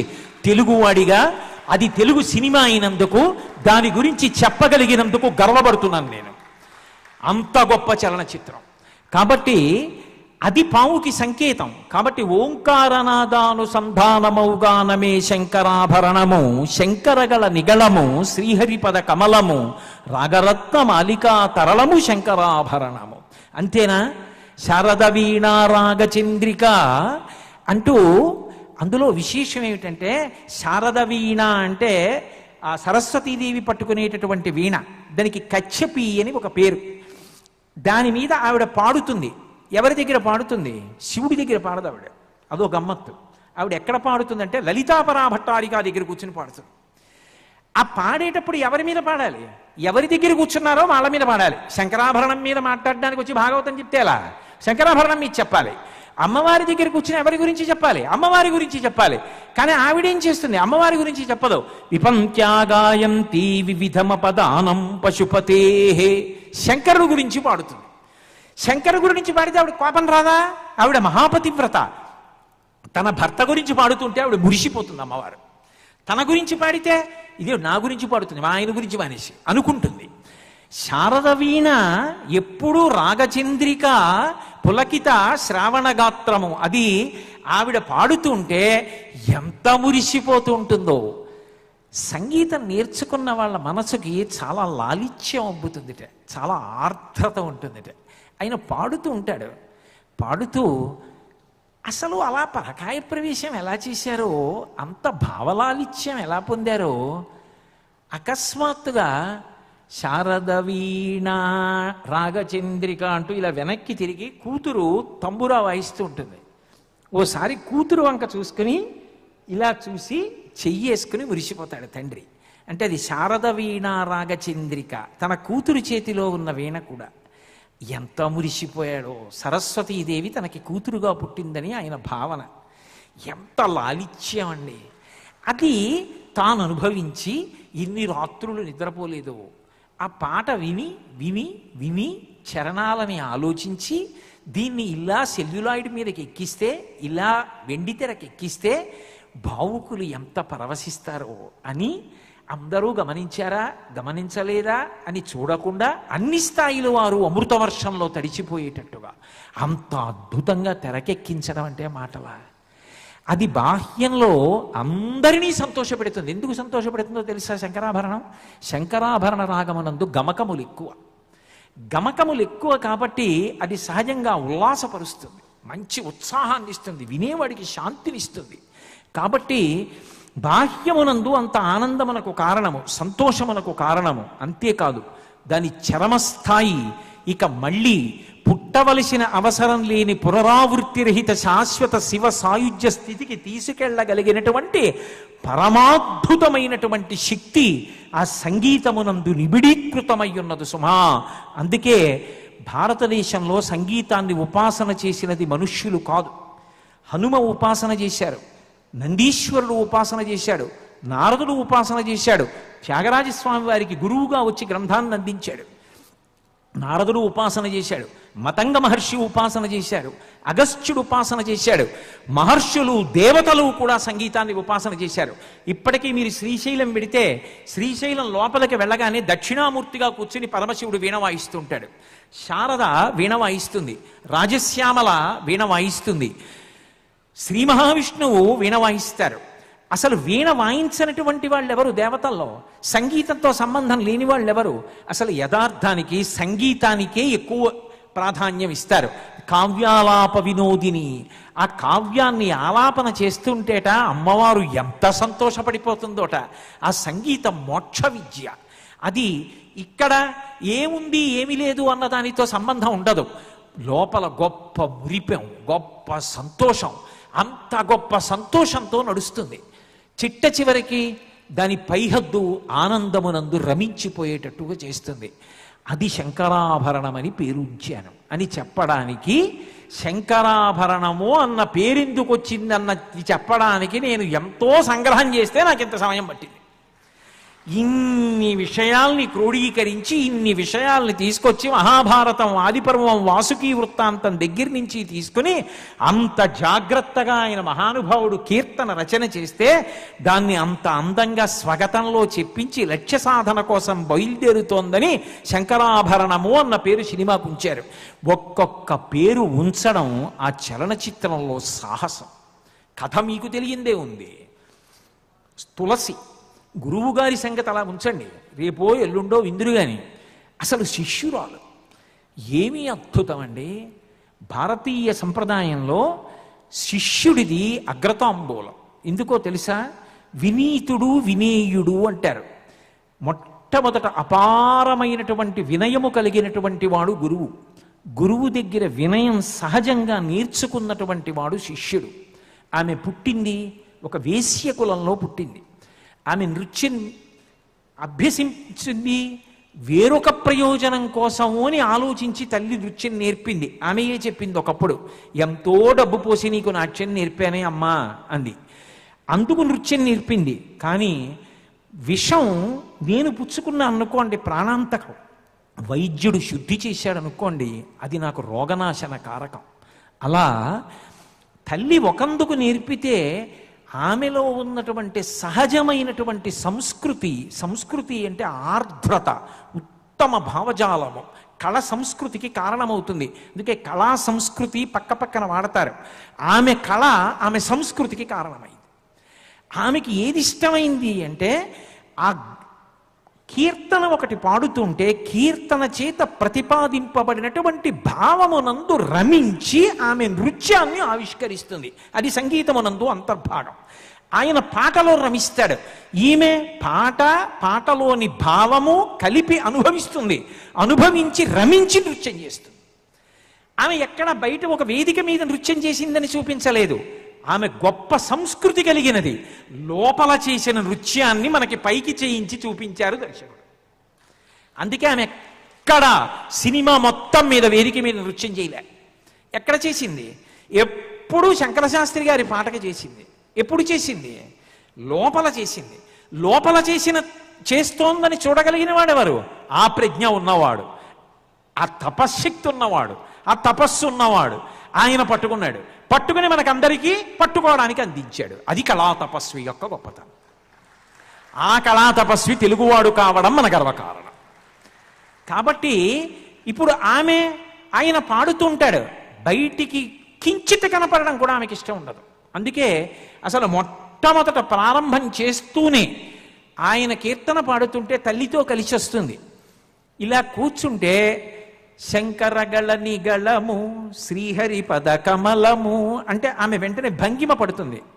పట్టి ఇలా చూసి సిగ్గుపడి ఊరుకుంటుంది. అంటే ఒకవేళ ఎదురుగుండా పాడుతున్న ఆయన చూస్తే ఏమిటి అలా ప్రవర్తిస్తోంది అనుకుంటారేమో. అది ఆమె యొక్క వినయం. ఆయన యొక్క తదేక దృష్టికి భంగం కలగకూడదు. ఆమె తన భావోద్వేగాన్ని అణిచేసుకుంది తనలోకి. కానీ ఆమె ఇలాగే కూర్చున్నా పక్కన కూర్చున్న తల్లికి తన కడుపున పుట్టిన పిల్ల విలువ తెలియదు. ఎందుకని అంటే తామర పువ్వు ఎక్కడ పుడుతుంది? బురదలో పుడుతుంది. అందులో మకరందం ఉంది అని పక్కన ఉన్న కప్పకి తెలుసా, పీతకి తెలుసా, చాపకి తెలుసా, నత్తకి తెలుసా? పక్కన అరణ్యంలో ఉన్న తుమ్మిదకి తెలుసు. అది ఎగిరి వచ్చి బురదలో ఉన్న తామర పువ్వులోని తేనె తాగి ఎగిరి వెళ్ళిపోతుంది. పక్కనున్న కప్ప, చాప, పీత, నత్త ఎప్పటికీ ఆ తేనె తాగలేవు. జన్మనైతే ఇచ్చిందేమో కానీ తన బిడ్డ ఉన్నతిని ఆమె తెలుసుకోలేకపోయింది. అందుకే ఆమె ఏం చేస్తుందంటే మెడలో నగలు సర్దుతూ ఉంటుంది. ఎందుకంటే జమీందారు గారు వస్తే కూతుర్ని చూస్తే ఏదో ఆవిడ ఆలోచన పిల్ల అని తల్లిని విసుక్కోదు. అది తల్లి పట్ల ఆమెకున్న పూజ్య భావన. పాపం తెలియని అమ్మ, పిచ్చి అమ్మ బురద గుంటలో పడిపోయింది. పిచ్చి తల్లి ఎప్పుడు ధరింపబడుతుందో అది ఎక్కడ కళ పండిందో అక్కడ ఆ ఆర్ద్రత ఉంటుంది. ఆర్ద్రత అంటే మీకు బాగా అర్థం అవ్వాలంటే బీయింగ్ వెట్ అంటారు. బీయింగ్ వెట్ అంటే తడి. అంటే తనకన్నా గొప్పవారు కనపడితే వెంటనే నమస్కారం చేస్తాడు. ఎంత సాధన చేస్తే ఇంతవారయ్యారు. తనతో సమానులు కనపడితే నాలా ఎంత సాధన చేస్తే ఇంతవాడయ్యాడో. తనకన్నా హీనులు కనపడితే వాళ్ళు వృద్ధిలోకి రావాలని ప్రేమతో భావన చేస్తాడు తప్ప కింద పడిపోయారని ఈసడించడు. అది సంస్కృతి, అది తడి మనసుకి. అది ఉంది పిల్లకి, అది లేదు తల్లికి. కాబట్టి తల్లిని ఈసడించదు. ఆమె ఈయన ఏం పాడుతున్నాడో ఆ పాట ఎక్కడో పాడదు. దానికి తగినటువంటి భంగిమని అంత పూజ్య భావనతో ఆమె సాహిత్యాన్ని పట్టుకుందు సుమా. సంకేతం.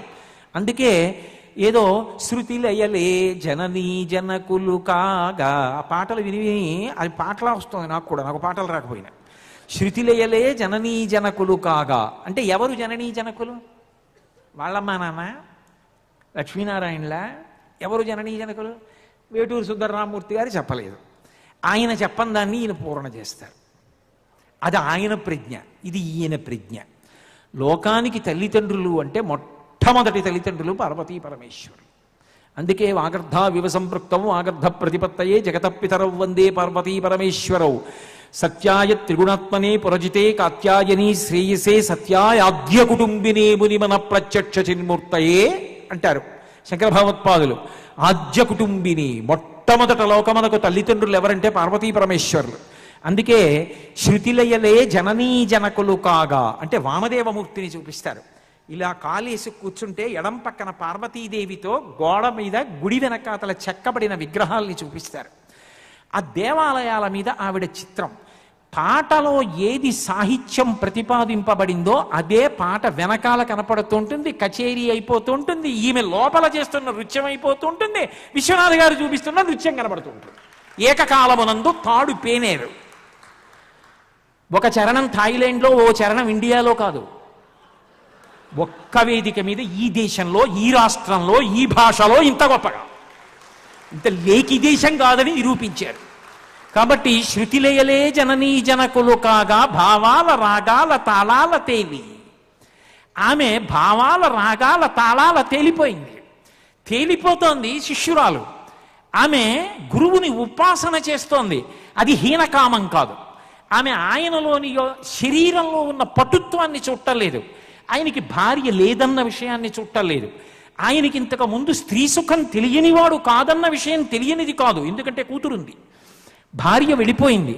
కాబట్టి నేను చేరవచ్చన్న లేకి బుద్ధి ఉండడానికి అవకాశం ఉన్న వేశ్యకులంలో పుట్టిన పిల్లకి ఈషన్ మాత్రం కూడా అది లేకుండా ఆయనని ఉపాసన చేసి నృత్యం చేస్తోంది లోపల. అంటే అసలు ఆమె లోపల చేస్తున్నటువంటిది అజప తాండవం చేస్తోంది. ఆమె ఎంత ఎదిగిపోతోందో శిష్యురాలిగా. ఏం అద్భుతం అసలు ఆ సినిమా! ఎలా తీశారు అసలు ఆ సినిమాని? అసలు ఎలా ఊహ చేశారు? ఇలా తీయచ్చని ఎలా పేనారు దాన్ని? నాకు ఇప్పటికీ ఆశ్చర్యం. ఆయనకి పేరడానికి నిద్ర పట్టిందో లేదో, నాకు దాని గురించి ఆలోచిస్తే నిద్ర పట్టదు. అసలు ఇలా ఎలా ఎక్కించారా అనిపిస్తుంది. కాబట్టి ఆ పిల్ల అంత ఉపాసన చేస్తోంది. ఆమె తులసి, ఆమెకి గురువు పట్ల అంత గౌరవం, ఆమెకి అంత గౌరవం, అంత ఆర్ద్రత కలిగినటువంటి స్త్రీకి తన శీలం పట్ల కూడా అంతే నిబద్ధత ఉంటుంది. అది తెలియదు తల్లికి. ఆమె తల్లితో దెబ్బలాడలేదు. నేను ఆ సినిమా అటువంటి సందర్భాల గురించి పెద్ద ప్రస్తావన చెయ్యక్కర్లేదు. తల్లి చెయ్యరాని పని చేసింది, విటుడికి పిల్లని అప్పజెప్పాలనుకుంది. కానీ ఆమె ఇక ఈ ఇంట ఉండడం క్షేమం కాదని వెళ్ళిపోయింది. శంకరశాస్త్రి గారు ఆ పెట్టెలో ఉన్నారని ఆమె ఎక్కలేదు. వెళ్ళిపోతున్న రైలులో ఎక్కడం వినా తన శీలరక్షణకి మార్గం లేదని ఎక్కింది. తీరా ఎక్కి నిలబడిన తరువాత చేతులు కడుక్కొని బయటికి మరుగుదొడ్లోంచి ఫస్ట్ క్లాస్ కంపార్ట్మెంట్లో వచ్చి శంకరశాస్త్రి గారు ఉన్నారు అక్కడ. ఆయన ఇలా చూశారు. ఆ చూపులో అసహ్యత లేదు. ఒక గురువుకు ఉండవలసిన గొప్పతనం ఏమిటంటే గత చరిత్రతో సంబంధం లేదు. వైద్యుడు రోగాన్ని అసహ్యించుకున్న, పరమేశ్వరుడు పాపాన్ని అసహ్యించుకున్న, గురువు చరిత్రని అసహ్యించుకున్న మనిషి ఉన్నతిని పొందడానికి మార్గాలు లేవు. నీ చరిత్ర ఏమిటి అన్నది నాకు అనవసరం. నేను మారాలనుకుని మీ పాదాల మీద పడ్డాను గురువుగారు అని ఎవరైనా ఒక వ్యక్తి వచ్చి గురువు పాదాల మీద పడితే తాను వంగవలసిన అవసరం లేని గురువు వంగి భుజాలు పట్టి పైకి తీసి శిష్యుణ్ణి ఉన్నతిలోకి తీసుకొస్తాడు. అందుకే ఒక తల్లి ప్రేమ కళ్ళల్లో ఎలా కనపడుతుందో రాశీభూతమైన గురుత్వము ఆయన యొక్క కళ్ళల్లో అలా కనపడుతుంది. రామకృష్ణ పరమహంస అంటారు, ఒక పక్షి గుడ్డుని పొదుగుతూ ఉంటుంది. గుడ్డుని పొదుగుతున్నటువంటి పక్షి బొమ్మ గీయగలమేమో, అది ఒక గుడ్డని, పెంకుందని, పెంకు లోపల పిండం ఉందని, ఆ పిండం తన యొక్క కడుపు వేడికి తగిలి పిల్లవుతుందని, ఆ పిల్ల తనదని, అది బయటికి వస్తే తనకి సంతోషమని, తాను అమ్మనవుతానని, తాను తెచ్చి చిన్న చిన్న ఆహారపు తునకలు అందిస్తే అది నోరు విప్పి తింటుందని, అది తన మాతృత్వానికి పట్టాభిషేకమని ఆ పిట్టకి తెలుసా? తెలియకపోవడం లేదు. గుడ్డు పగిలిపోతుందని ఎగిరే పిట్ట మెల్లిగా నడిచొచ్చి కడుపు మాత్రమే పెంకుకి తగిలేటట్టుగా వంగి, కడుపు వేడి పెంకుకి తగిలి, పెంకు వేడి పిండానికి తగిలి, పిండం పొదగబడి పిల్ల అవుతుంటే, ఆ లోపల ఉన్న పిండం కదులుతుంటే కదలికలని పెంకు ద్వారా తన కడుపు చేత మళ్ళీ గ్రహించి నేను అమ్మనవుతున్నానన్న సంతోషంతో కళ్ళు మూసుకున్నటువంటి పిట్ట మనసులోని ఆనందాన్ని గీయగలిగిన చిత్రకారుడు దేశంలో ఉంటాడా? బొమ్మ గీయగలడేమో అంటారు రామకృష్ణ పరమహంస. ఒక నటుడి చేత సన్నివేశం ఇది అని చెప్పగలరేమో. ఒక గురువు ఎలా చూస్తాడో అలా చూసేటట్టు చెయ్యగలడా ఒక దర్శకుడు? అది విశ్వనాథ్ గారికి దక్కింది. పాదాభివందనం ఆయనకి. మహానుభావుడు ఆ శంకరశాస్త్రి గారు స్నానాల గదిలోంచి వచ్చి ఏమీ అనరు, ఎంత పవిత్రంగా చూస్తాడు. ఆ సీతమ్మ రావణుని వంక చూసినప్పుడు మహర్షి ఒక మాట అంటారు, శుచిస్మిత, శుద్ధమైన నవ్వు నవ్విందంటారు. అంత శుద్ధంగా నవ్వుతాడు. ఆమె కూడా అంత శుద్ధంగా ఆయన వంక చూస్తుంది. ఏం జరిగింది నీకు తెలియదా? మళ్ళీ వాడు మాట్లాడుకుంటే వినాలా? చిర్విత చరణం అనవసరం. అసలు ఎన్నో మాటలతో చెప్పవలసింది మౌనంతో చెప్పడం చాలా గొప్ప. భాష కన్నా మౌన భాష చాలా గొప్పదని చెప్పడానికి మౌనమే అక్కడ. అంటే ఎన్నో మాటలు ఉండవలసిన చోట ఏ మాటలు లేకుండా కథ నడిపించగలిగిన ప్రజ్ఞ. ఇలా మారేటప్పటికీ ఆయన దిగారు, వెనకాతల ఆవిడ దిగిందంతే. ఆమెలోని పవిత్రతని చూశాడంతే ఆయన. అన్నాడు తనతో రమ్మన్నాడు, అన్నాడు తంబురా పట్టుకోమన్నాడు. ఆయన చూసింది శిష్యురాల్ని చూశాడు, ఆమె ఆర్తిని చూశాడు. ఆమె ఏ కుటుంబంలోది తన పరువు ఏమైపోతుందని ఆయన చూడలేదు. అది గురువు, ఈమె శిష్యురాలు. ఒక శిష్యురాలికి ఉండవలసినటువంటి ఉదాత్త లక్షణాన్ని చూపించారు. అంత సత్వగుణ సంపన్నురాలు పిచ్చి తల్లి పరమ పరవశాన్ని పొందుతోంది. ఏకలవ్యుళ్ళ ఊయలలో పెట్టుకుంది గురువుగారి యొక్క మూర్తిని, ఫోటోని. గ్రామ్ఫోను పాడుతోంది, వింటోంది. ఎంత సంతోషపడిపోతోందో. అందుకే అసలు పాటలో లేనిది ఈమె వింటున్నప్పుడు మాట వచ్చింది. ఆ అంటుంది మధ్యలో. అంటే ఆమె పారవస్య చిహ్నంగా ఆ పాటనే పాడేస్తుంటే ఆమె పరవశించిందన్న ఎలా? అందుకని అసలు పాటలో లేని ఒక్క విషయాన్ని తీసుకొచ్చారు. ఆ అంటుంది మధ్యలో. అబ్బా ఏ భగవన్, ఎంత బాగా పాడారండి, ఏమి ఉపాసనండి, ఎంత లోపల రమించిపోతున్నారు ఆ భావంలో. అందుకే సస్యకేదారాల సరసగాంధారాలు అంటే ఆ పచ్చగడ్డి, పచ్చగడ్డి పరకలలో ఉన్న ఆకుపచ్చతనంలో ఉన్న పరబ్రహ్మం, ఆ కదలికలలో ఉన్నటువంటి ఈశ్వరుడు. అది చూస్తున్నాడు ఆయన ఆ పాట పాడేటప్పుడు. నమో హరికేశాయోపవీతిని పుష్టానాం పతయే నమో నమో అంటుందే రుద్రాధ్యాయం. అలా సస్యకేదారాల సరసగాంధారాలు, అలాగే ఆ కృష్ణవేణి తరంగిణి భక్తి గీతాలు, ఆ మహానుభావుడు కృష్ణలీలా తరంగిణి భక్తి గీతాలు. నారాయణ తీర్థుల వారు గుంటూరు దగ్గర కాజాలోనే ఉండేవారు. కృష్ణలీలా తరంగిణి భక్తి గీతాలు అంటే పైకి చెప్పకుండా పేర్లు. నారాయణ తీర్థుల వారు ఆ కృష్ణా తీరంలోనే రచించినటువంటి గీతాలు. నిజంగా క్షీరసాగర శయన దేవగాంధారిలో, క్షీరసాగర శయన అంటూ దేవగాంధారిలో కీర్తన చేయబడినటువంటి ప్రదేశాలు. ఆంధ్రభోజుడి దేవాలయం, కృష్ణా పరిసర ప్రాంతాలలో ఉన్నటువంటి కవులు, వాళ్ళ ఔన్నత్యం, అక్కడ ఉన్నటువంటి నీరు, దాని అద్భుతం, ఆ నదీ ప్రవాహం యొక్క విశేషం, అసలు మన రాష్ట్రం, మన నది, మన పంట, మన పంటలో ఉన్న పరమేశ్వరుడు, ఆకుపచ్చతనం, కాంతి, కవులు, వాళ్ళ కీర్తనలు, వాళ్ళ ఉపాసనలు, ఇవన్నీ ఆయన రమించిపోయి పాడుతుంటే ఆమె లోపల రమించి నృత్యం చేస్తుంటే, లోపల రమించి నృత్యం చేస్తున్న దాన్ని పైన చూపిస్తూ పాట ఆపకుండా వెనక పాడుతుంటే ఈమె నృత్యం అయిపోయి ఇలాగే కూర్చునుంటే మన్ని తీసుకెళ్లి కచేరీలో శంకరశాస్త్రి గారి దగ్గర నిలబెట్టిన విశ్వనాథ గారి యొక్క ప్రతిభకి అద్భుతం అనకుండా నేను ఇంకేమనగలను. బట్టి ఆమె అంతటి అద్భుతమూర్తి. అటువంటి తల్లి పట్ల చేయరాని పని చేశాడు దుర్మార్గుడు. అయినా ఆమె ఎందు ఉద్వేగం కనపడలేదు. అది పశువు, దానికి అంతకన్నా సంస్కారం లేదు. లోకంలో మూర్ఖుడు మూఢుడు అని ఇద్దరు ఉంటారు. మూఢుడికి తెలియదు కానీ చెప్తే వింటాడు, మూర్ఖుడికి తెలియదు చెప్పినా వినడం. మూర్ఖుడికి చెప్పే ప్రయత్నం చేయకూడదు. మకర ముఖాంతరస్తమకు మానికమున్ పెకలింపవచ్చు, పాయక జలదూర్నికానికరమైన బహోదది దాటవచ్చు, మస్తకమన పూదండవలె సర్పమునైన భరింపవచ్చు, చేరి మూర్ఖుల మనసు రంజింపరాదు. అన్నీ తెలిసి తెలియని వాడిలా మాట్లాడేటటువంటి పరమ దుర్మార్గుడైనటువంటి మూర్ఖుడు ఉన్నాడే, వాడికి జవాబు చెప్పకు. ఎందుకంటే వదరడం వాడి స్వభావం. చెప్పకుండా నిలబడగలిగితేనే నీ పెద్దరికం. అందుకే చేరి మూర్ఖుల మనసు రంజింపరాదు. వాడు మూర్ఖుడు, పశువు, వాడికి అంతకన్నా తెలియదు.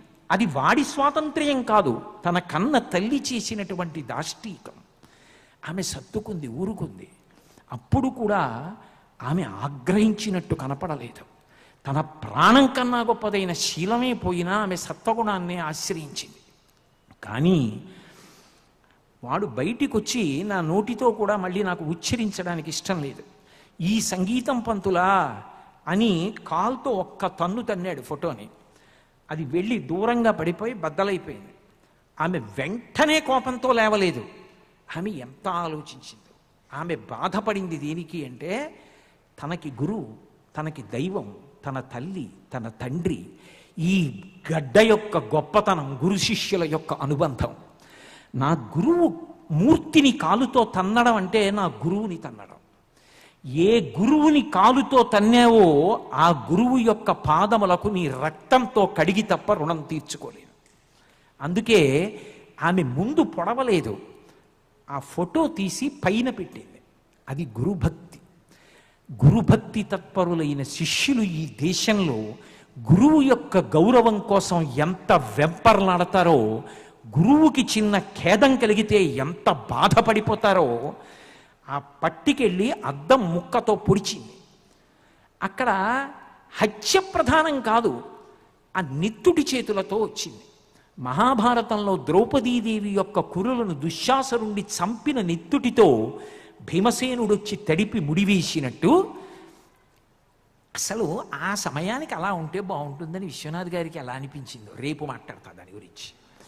పడకుర్చీలో ఇలా పడుకొని కూతుర్ని ఇలా భుజం మీద ఇలా గుండెల మీద వేసుకొని జో కొడుతుంటే అది ఎంత సాధారణంగా ఉందంటే అది సినిమా తీసినట్టు లేదు, టేకు కట్టరు చెప్పినట్టు లేదు. పిల్లని పనివాడికి ఇలా అందిస్తే కాలికి చుట్టుకుని దారపోగుతో పంచె పైకి లేచిపోయి మళ్ళీ ఇలా పడిపోతే ఆయన ఇలా చూశారు. గుమ్మం దగ్గర నిలబడి ఉంది. పరుగు పరుగున వచ్చి నిత్తుటితో ఆయన పాదాలు కడిగింది, ఆ నిత్తుటి చేతులతో. ఎందుకు ఆయన పాదాలు కడగడం? ఆమె శిష్యురాలు, పరిపూర్ణమైన శిష్యురాలు. ఆమె తన శీలం పోయినా ఊరుకుంది. తన గురువుని ఫోటో కాదది, తన గురువు. తన గురువుని కాల్తో తన్నాడు, ఆమె క్షమించలేకపోయింది. ఒక శిష్యుడు ఎంత ఉదాత్త స్థితిలో ఉంటాడో లేరా దేశంలో అలాంటి వాళ్ళు? సమర్థరామదాసు గారికి భోలేరామ్ అనే శిష్యుడు ఉండేవాడు. సమర్థరామదాసు గారు ఉత్తర భారతదేశానికి వెడుతూ రే రామచంద్రమూర్తికి ప్రతిరోజు నైవేద్యం పెట్టరా అన్నారు.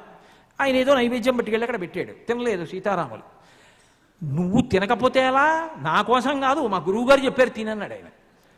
ఆయన తినలేదు. నువ్వు తినకపోతే నేను గురువుగారికి ఇచ్చిన మాట పోతుంది, తింటావా తినవా అన్నాడు. ఆయన ఊరుకున్నాడు. ఆయన తల కొట్టేసుకోవడం మొదలెట్టాడు. మా గురువుగారికి తెలిస్తే ఏమైపోతాను, నేను గురువుగారికి ఇచ్చిన మాట పోయిందని తల కొట్టుకున్నాడు. వెంటనే గబగబా రాముడు సీతమ్మ తినేశారు. అంతా తినేశాక మా గురువుగారు మిగిలిన ప్రసాదం తినేసేవారు, అంతా తినేశారు, నేనేం తినాలన్నాడు. అయ్య బాబో ఇదొక్కడ కూడా నీకు అట్టేసి పెడతానని సీతమ్మ అట్టేసి పెట్టింది. తీరా అట్టేసి అరిటాకులో పెట్టాకన్నాడు, మా గురువుగారికి అట్లంటే చాలా ఇష్టం, నేను మా గురువుగారికి పెట్టకుండా తిన్నా, మా గురువుగారి దగ్గరికి ఎడతానని పరిగెత్తడం మొదలెట్టాడు. ఒరే గురువుగారు కాశీ వెడుతున్నారా, ఎక్కడికో వెళ్ళిపోయాడు, ఇప్పటికీ నువ్వు ఎప్పటికట్టట్టు కెడతావు, తినరా నాయన అంది సీతమ్మ. మా గురువుగారికి పెట్టకుండా నేను తిన్నా, అట్టుముక్క మా గురువుగారికి ఎట్టాలన్నాడు. హనుమని పిలిచి ఒరే నాయన భుజం మీద ఎక్కించుకుని తీసుకెళ్ళరా అన్నాడు. హనుమ భోలేరాంని భుజాల మీద ఎక్కించుకుని దూరంగా కాశీ పట్టణానికి ఎడుతున్న సమర్థరామదాసు గారి దగ్గర దింపి నాయన పెట్టట్టు అన్నాడు. సమర్థరామదాసు గారు తెల్లపోయి ఎలా వచ్చావురా నాయన ఇక్కడికి అన్నాడు. గురువుగారు మీకు అట్లు ఇష్టం కదా, అట్టు పెడదామని వచ్చానండి అన్నాడు. ఎలా వచ్చావు? ఆ కోతి అట్టుకొచ్చిందండి నన్ను అన్నాడు. కోతి ఎందుకు తెచ్చిందిరా అన్నాడు. సీతమ్మ అట్టేసి పెట్టింది పంపించింది. ఒరే కోతి ఏమిటిరా, హనుమరా, మహానుభావుడు భుజాల మీద ఎక్కొచ్చా. గురువుగారు హనుమో సీతమ్మో పక్కకు వదిలేయండి, మీకు అట్టిట్టేనా లేదా నాకంతే. సమర్థరామదాసు గారు అట్టుముక్క తిన్న తర్వాత మళ్ళీ హనుమ భుజాల మీద కూర్చుని మళ్ళీ దేవాలయానికి వెళ్ళిపోయాడు. ఆయన పోనీ గురువుగారితో వెళ్ళలేదు. గురువు మాట, గురువు గౌరవం అంతే. అది దేశపు గొప్పతనం, ఆ గురు శిష్య సంప్రదాయానికి ఉన్న గొప్పతనం. తన శీలం పోయింది, ఊరుకుంది. అది ఆ ఇంట్లో పుట్టినందుకు వచ్చినటువంటి శాపం. తన గురువుని తన్నాడు, ఫోటోని కాదు. ఫోటోని తన్నితే తన గురువుని తన్నినట్టే. దానికి పరిహారం లేదు, మూలఘాతి. ఆ శరీరం పోవలసిందే. దానికి ఆ పాపానికి ప్రాయశ్చిత్తం ఆ నెత్తుటితో పాదాలు కడుగుతాను. పట్టుకెళ్ళి పాదాలకి నెత్తురు రాసి నిలబడింది.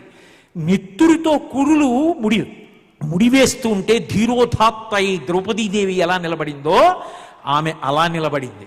ఒక శిష్యురాలిలో ఉన్నటువంటి సంస్కృతి వైభవానికి గురుభక్తికి పరాకాష్ఠ ఆ సన్నివేశం, మాటలు లేకుండా. ఏమి శంకరాభరణం, ఏమి శిష్యురాలు, ఏం చెప్పను. అప్పుడే 8:30. కాబట్టి అసలు ఆ శిష్యురాలి వైభవం ఏమిటో, ఆ గురువు వైభవం ఏమిటో, ఆ శంకరాభరణం ఏమిటో అసలు ఆ మాధుర్యం ఏమిటో మళ్ళీ రేపు కొంత అనుభవిద్దాం.